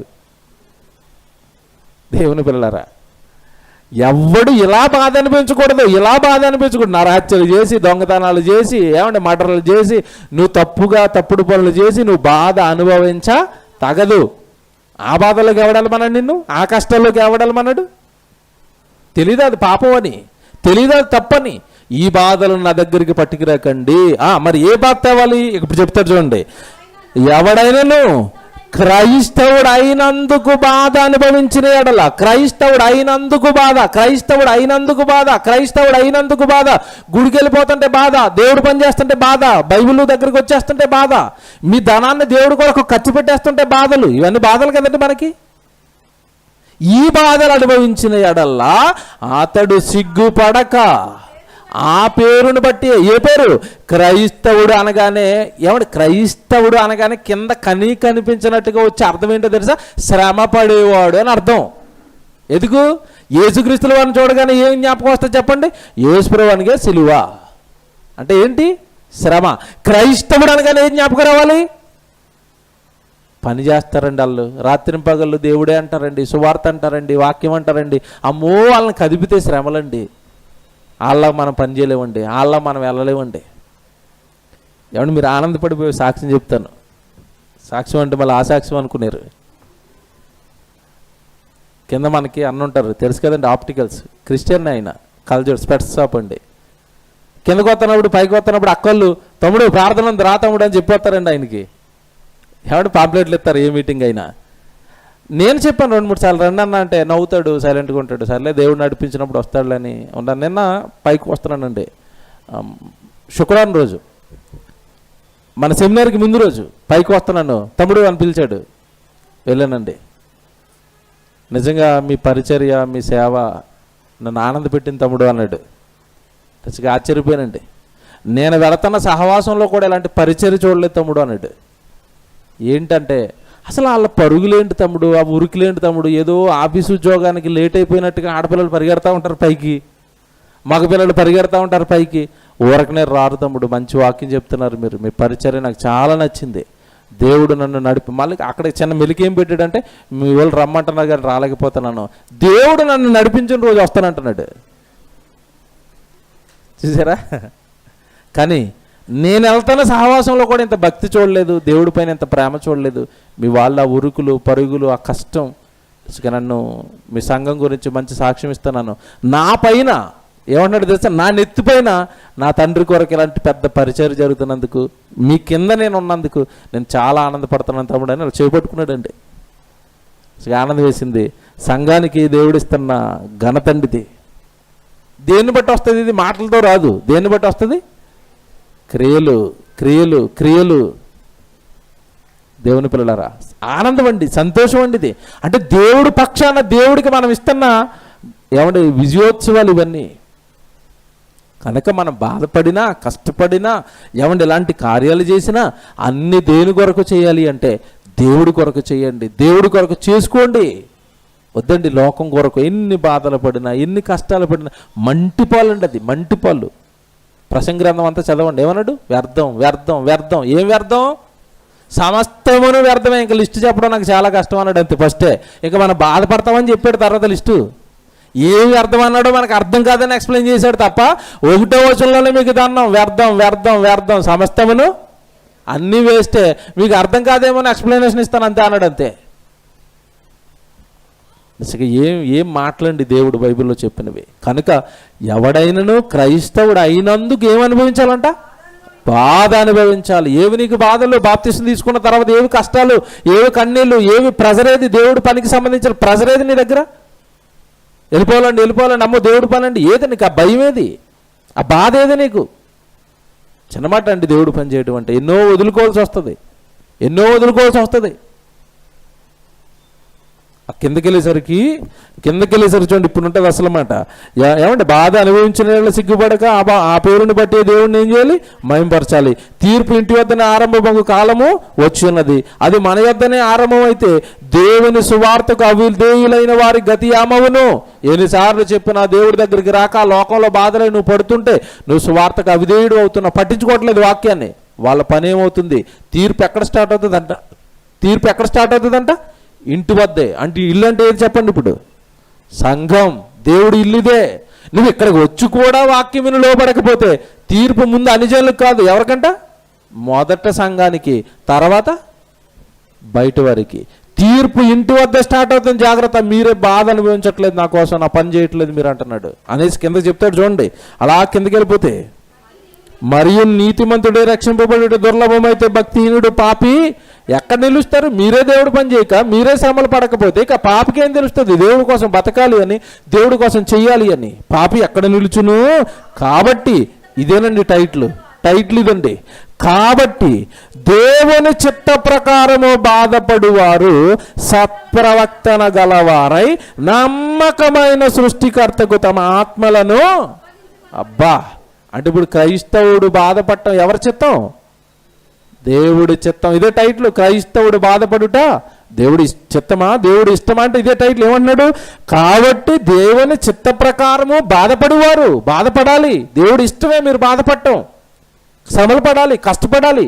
ఏ తండ్రి అండి? తండ్రి ఏ కొడుకు విషయంలో నువ్వు ఎక్కడికి వెళ్ళకరా, ఇంట్లో కూర్చొని ఏ తండ్రి అంటాడు? పోరా చదువుకోరా, బాగా కష్టపడరా, తర్వాత మంచి ఉద్యోగం వెతుక్కోరా, మంచి ఉద్యోగం చేయరా. కష్టపడాలి, పని చేయాలని నువ్వు కోరుకుంటున్నాగా నీ కొడుకుని. మరి తండ్రి నిన్ను కోరుకోడా నువ్వు ఆయన పని చేయాలని, ఆయన కొరకు శ్రమ పడాలని, ఆయన కొరకు కష్టపడాలని. మీ తండ్రి, మీ దేవుడు. కాబట్టి దేవుని చిత్త ప్రకారము బాధపడువారు అనేసరి చూడండి. దేవుడి చిత్త ప్రకారము బాధపడువారు సత్ప్రవర్తన గలవారై, వాక్య ప్రకారమైన ప్రవర్తనతో నమ్మకమైన సృష్టికర్తకు అలా దేవుడి కోసం బాధపడితే, కష్టపడితే అప్పుడు మన ఆత్మలు ఎక్కడికి వెళ్ళిపోతాయంట? సృష్టికర్త దగ్గరికి వెళ్ళిపోతాయి. స్టెఫను రాళ్లతో కొట్టించుకున్నాడు. కొన ఊపిరితో ప్రాణం పెట్టే ముందు స్టెఫన్ అన్న మాట ఏంటి చెప్పండి? ప్రభువా, నా ఆత్మను నీ వద్దకు చేర్చుకో. ఏం చేసి అడుగుతున్నాడు? పని చేసి శ్రమలు పడి బాధలు పడి దేవుడి కొరకు రాళ్లతో కొట్టించుకొని అప్పుడు అడుగుతున్నాడు స్టెఫను, ప్రభువా, నా ఆత్మను నీ వద్దకు చేర్చుకో. మనమేం అడుగుతామండి? మనమేమని అడుగుతాం? పొరపాటున బెడ్ మీదకి వెళ్ళిపోయాం. జరగాలంటలేదు సుమండి. పొరపాటున బెడ్ మీదకి వెళ్ళిపోయి 3 రోజులు అన్నారు, ప్రభువా నా ఆత్మను చేర్చుకొని. ఏమంటాం? బెడ్ మీద పడుకుని. ఎవడరా నువ్వు అంటాడు ఆయన. ఏ పని ఉంది మన జీవితంలో? ఆదివారం గుడికి రావడం, వెళ్ళిపోవడం, మిగతా అంతా లోకంలో తిరగటం. ఏ పని ఉందని ఆత్మను చేర్చుకొని అంటాం చెప్పండి మీరు? యేసుప్రభు శిలువలో పలికిన మాట, తండ్రి సమస్తము సమాప్తమైంది, నేను నీ వద్దకు వచ్చేస్తున్నాను. పని చేసండి పరలోకం వచ్చేస్తున్నాం అంటున్నారు వాళ్ళు ధైర్యంగా. మనం ఏం చేసామని, ఏం శ్రమ పడ్డామని, ఏ కష్టపడుతున్నామని దేవుడిని అడుగుతామండి. అందుకే నేను చెప్తున్నాను అందరికీ, అందరిలాంటి సంఘంలో మనం ఉండొద్దండి. ఏదో వస్తున్నాం, ఆదివారం వాక్యాలు నేర్చుకుంటున్నాం, వెళ్ళిపోతున్నాం, వద్దండి. తప్పండి ఇది. అసలు క్రైస్తవ్యం కాదండి ఇది. రావాలి మీరు, వాక్యం నేర్చుకోవాలి. నేర్చుకున్న వాక్యాన్ని చెప్పడం వస్తే చెప్పాలి, చెప్పడం రాకపోతే చెప్పించాలి. ఏదో ఒక పని ప్రతిరోజు మీ పక్షాన దేవుడికి జరగాలి. అలా జరుగుతున్నప్పుడు మీకు కష్టాలు వస్తాయి. అలా జరుగుతున్నప్పుడు ఆ పని ప్రారంభించినప్పుడు చిన్న చిన్న ఒడిదుడుకులు వస్తాయి. కుటుంబంలో ఎన్నో వేదనలు వస్తాయి, ఎన్నో మాటలు వస్తాయి. వాటి గురించి దేవుడు ఎదురు చూస్తున్నాడండి. నా బిడ్డ నా కోసం ఏం కష్టపడతాడని ఎదురు చూస్తున్నాడు. ఇవ్వండి ఆనందాన్ని దేవుడికి. మీరందరూ ఆనందం అండి అది. ఆనందం దేవుడికి, కష్టం అండి అది దేవుడికి. దేవుని పిల్లలారా, కనుక 2వ అధ్యాయం కూడా చూద్దాం. ఇది 2వ అధ్యాయం కూడా చూద్దాం. ఇందులోనే ముగించేస్తాను. ఇక 2వ అధ్యాయము ఏమండి 19వ వచనం చూద్దామా? 19వ వచనం అండి. 2వ అధ్యాయం 19వ వచనం. ఎవడైనను అన్యాయముగా శ్రమ పొందుచు దేవుని గూర్చి మనస్సాక్షి కలిగి దుఃఖమును సహించిన ఎడల అధిహితమగును. ఎవడైనను, చూసారా అలా చెప్తున్నాడు, అన్యాయముగా శ్రమ పొందుచు దేవుడి కోసం శ్రమ. ఏమండి మీరు బాధపడుతున్నప్పుడు అది అన్యాయమైన శ్రమ మీకు. మనం ఏం చేయం కానీ అందరూ మనల్ని తిడతా ఉంటారండి. మనం ఏం చేయం, దేవుడి కోసం వెళ్తూ ఉంటాడు, వాడు గునుగుతూ ఉంటాడు. అదంటే ఏ శ్రమ? అది అన్యాయం. యేసుక్రీస్తుల వారు ఎక్కడ తప్పు చేయలేదండి, అయినా ఆయన కొడుతున్నారు, తిడుతున్నారు. అపోస్తులు ఏ పాపం చేయలేదండి, కొడుతున్నారు, తిడుతున్నారు. అంటే ఏ శ్రమలు పొందుతున్నారు వాళ్ళు? ఏ తప్పు చేయకుండా అన్యాయంగా శ్రమలు పొందుతున్నారు. కానీ ఈరోజు మనుషులు ఎలా పొందుతున్నారు? దొంగతనాలు చేసి, దుర్మార్గాలు చేసి, ఏమంటే మోసపూరితమైన పనులు చేసి, ఆటలకు బలైపోయి ఆటల్లో బాధపడదు. మాకు బాధ, మాకు బాధ, మాకు బాధ. ఇదెందుకు బాధ అవుతుంది? ఇది నువ్వు చేసుకున్నది. ఇది అన్యాయముగా శ్రమ పొందాలి అంటే నువ్వు ఏ తప్పు చేయకుండా దేవుడి పక్షాన నిలబడినప్పుడు నిన్ను నలుగురు మాట్లాడాలి. అది దేవుడి పక్షాన నువ్వు అన్యాయంగా అనుభవిస్తున్న శ్రమ. అది కావాలని కోరుకోండి. క్రైస్తవే మాట అన్నాడు. చదువుదాం 19వ వచనం. ఎవడైనను, అందరు చూస్తున్నారా? పేతురు గారు రాసిన మొదటి పత్రికే 2వ అధ్యాయము 19వ వచనం. ఎవడైనను అన్యాయముగా శ్రమ పొందుచు దేవుని గూర్చిన మనస్సాక్షి కలిగి దుఃఖమును సహించిన ఎడల అధిహితమగును. తప్పిదములకై దెబ్బలు తినినప్పుడు, బాగా వినండి ఇది, తప్పు చేసి దెబ్బలు తింటే, తప్పు చేసి మోసపోయి బాధలు అనుభవిస్తుంటే, తప్పిదమునకై దెబ్బలు తినినప్పుడు మీరు సహించిన ఎడలా మీకేమి ఘనము, మీకేమి ఘనము. మీరు చేశారు, మీరు పడుతున్నారు, దానివల్ల మీకేం ఘనం, దేవుడికి ఏం ఘనం. అప్పులు చేశారు, తీర్చుకోవడానికి కింద మీద పడుతున్నారు, దానివల్ల దేవుడికి ఏం ఘనం, మీకేం ఘనం. మీ తప్పులవి. చూడండి ఎంత బాగుందో. మళ్ళీ చెప్తున్నాను, తప్పిదమునకై దెబ్బలు తిన్నప్పుడు మీరు సహించిన ఎడల మీకేమి ఘనము. మేలు చేసి బాధపడినప్పుడు మీరు సహించిన ఎడల అది దేవునికి హితమగును. ఎందుకు మీరు పిలవబడితిరి, ఎందుకే మిమ్మల్ని దేవుడు పిలుచుకున్నాడు. ఎందుకు పిలిచాడంటే ఇప్పుడు క్రైస్తవుల్ని మీరు చెప్పాలి. ఇప్పుడు ఎందుకు పిలిచాడు? ఏ తప్పు చేయకపోయినా బాధలు పడే వాళ్ళు నాకు కావాలి, ఎవరు వస్తారో రండి అని పిలిచాడు. మనం ఎలాంటి వాళ్ళు అంటే చేసి కూడా తప్పించుకునే టైప్ మనం, అంతేగా. చేసి కూడా తప్పించుకునే క్యారెక్టర్లు మన, చేసినా కూడా మనల్ని ఏమనకూడదు, పూజిస్తూనే ఉండాలి, పొగుడుతూనే ఉండాలి మనం ఏం చేసినా. ఈ క్యారెక్టర్లు మనవి. కానీ ఆయన ఏమంటున్నాడు? తప్పు చేసావు నీ ఇష్టానికి, దాని వలన నీవు బాధలు అనిపిస్తుంటే అది దానితో దేవుడికి ఏం సంబంధం? నీ నిర్ణయాలు, నీ తప్పుడు నిర్ణయాలు, నీ తప్పుడు ఆలోచనలు, లోకాన్ని చూసి మోసపోయి నువ్వు తీసుకున్న తప్పుడు నిర్ణయాలతో నువ్వు బాధపడుతున్నావు. దానివల్ల దేవుడికి ఏం సంబంధం? దానివల్ల దేవుడికి ఏం గానం? ఎంత బాగున్నాయి చూడండి వాక్యాలు లోపలికి వెళ్తుంటే. చివరి మాట ఏంటి? చివరి మాట, మేలు చేసి బాధపడినప్పుడు. మేలు అంటే దేవుడి కొరకు ఏవైనా చేసి బాధలు పడుతున్నావా? దేవుడి కొరకు ఏవైనా చేసి బాధలు అనుభవిస్తున్నావా? దేవుడి కొరకు ఏదన్నా నిర్ణయం తీసుకునే ఆ నిర్ణయానికి బలైపోయి రేత్రింపగలు ఏమన్నా దెబ్బలు తింటున్నావా? మానసిక దెబ్బలు. మేలు చేసి దేవుడి కొరకు, దేవుడి కార్యక్రమాల కొరకు, సువార్త కొరకు, సంఘం కొరకు ఏదైనా మేలు చేసి బాధపడినప్పుడు మీరు సహిస్తే అది దేవుడికి హితం, అందుకు మీరు పిలువబడ్డారు. అంటే దేవుడి కోసం మీరు చెయ్యాలి, వస్తున్న బాధలను మీరు అనుభవించాలి. బాధలు, మాటలు, నిందలు అనుభవించే వాళ్ళు కావాలి నాకు. నేను వాళ్ళలా ఉంటారని మిమ్మల్ని పిలిచాను, అంతే తప్ప నిందొస్తే వెళ్ళిపోతాం, మాట ఇస్తే ఎగిరిపోతాం. అస్సలు దేవుడికి నచ్చని క్యారెక్టర్లు అండి ఇవి. మీరు పడడానికే పిలువబడ్డారు. మనుషుల కోసం కాదు మీరు పడుతున్నది, మనుషుల కోసం కాదు మీరు నిందలు వేయించుకుంటున్నది, దేవుడి కోసం. కనుక సహించండి, భరించండి. దేవుడి యొద్ద మీకు ఏం దొరుకుతుంది? ఫలం, ఘనత. బిడ్డను మెచ్చుకుంటాడు. అన్యాయంగా నా కోసం బలైపోతున్నాడు, అన్యాయంగా నా కోసం భరిస్తున్నాడు, ఇవన్నీ మెచ్చుకుంటాడండి దేవుడు. మీ వెనక్కి వస్తాడండి. మీకు తెలియదండి ఇవన్నీ సీక్రెట్లు. ఎన్ని దెబ్బలేస్తున్నా నోరు మూసుకుంటున్నాడు యేసుప్రభు, కన్నీళ్లు కారుస్తున్నాడు పరలోకంలో తండ్రి. ఒక్క మాట అంటే ఆ రోజు రోమ సామ్రాజ్యం ఎగిరిపోతే యేసుప్రభు దెబ్బకి. నోరు మూస్తున్నాడు, చేతులు కట్టుకుంటున్నాడు, మౌనంగా ఉంటున్నాడు, దెబ్బలేస్తే కొట్టించుకుంటున్నాడు, దెబ్బలేసిన కొట్టించుకుంటున్నాడు. ఎందుకు చెప్పండి? ఇదంతా ఎవరి కోసం? దేవుడి కోసం. అందుకు యేసుక్రీస్తుల వారు పిలువబడ్డారు, ఆ శిలువ యాగం కోసం. ఈరోజు మనల్ని ఏమంటున్నా, ఎన్ని నిందలు వస్తున్నా, దేవుడి కోసం నిలబడడానికి మనం పిలువబడ్డాం. కాబట్టి మన ముందున్న లక్ష్యం, గమ్యం పరలోకం. ఆ గమ్యానికి మనల్ని చేర్చేది పని వదులుకోకండి. మిమ్మల్ని పరలోకానికి చేర్చేది మాటలు కాదు, పని విషయాలు కాదండి. మనం చేస్తున్నది దేవుడికి, సంఘానికి చేస్తున్నామంటే దేవుడికి. దేవుడు మేలు కోరి, దేవుడు బాగు కోరి.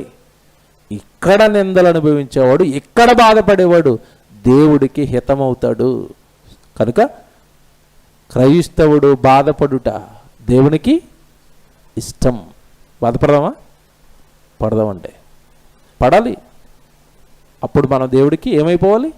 ఇష్టలుగా మారిపోవాలి. ప్రార్థన చేసుకుందాం.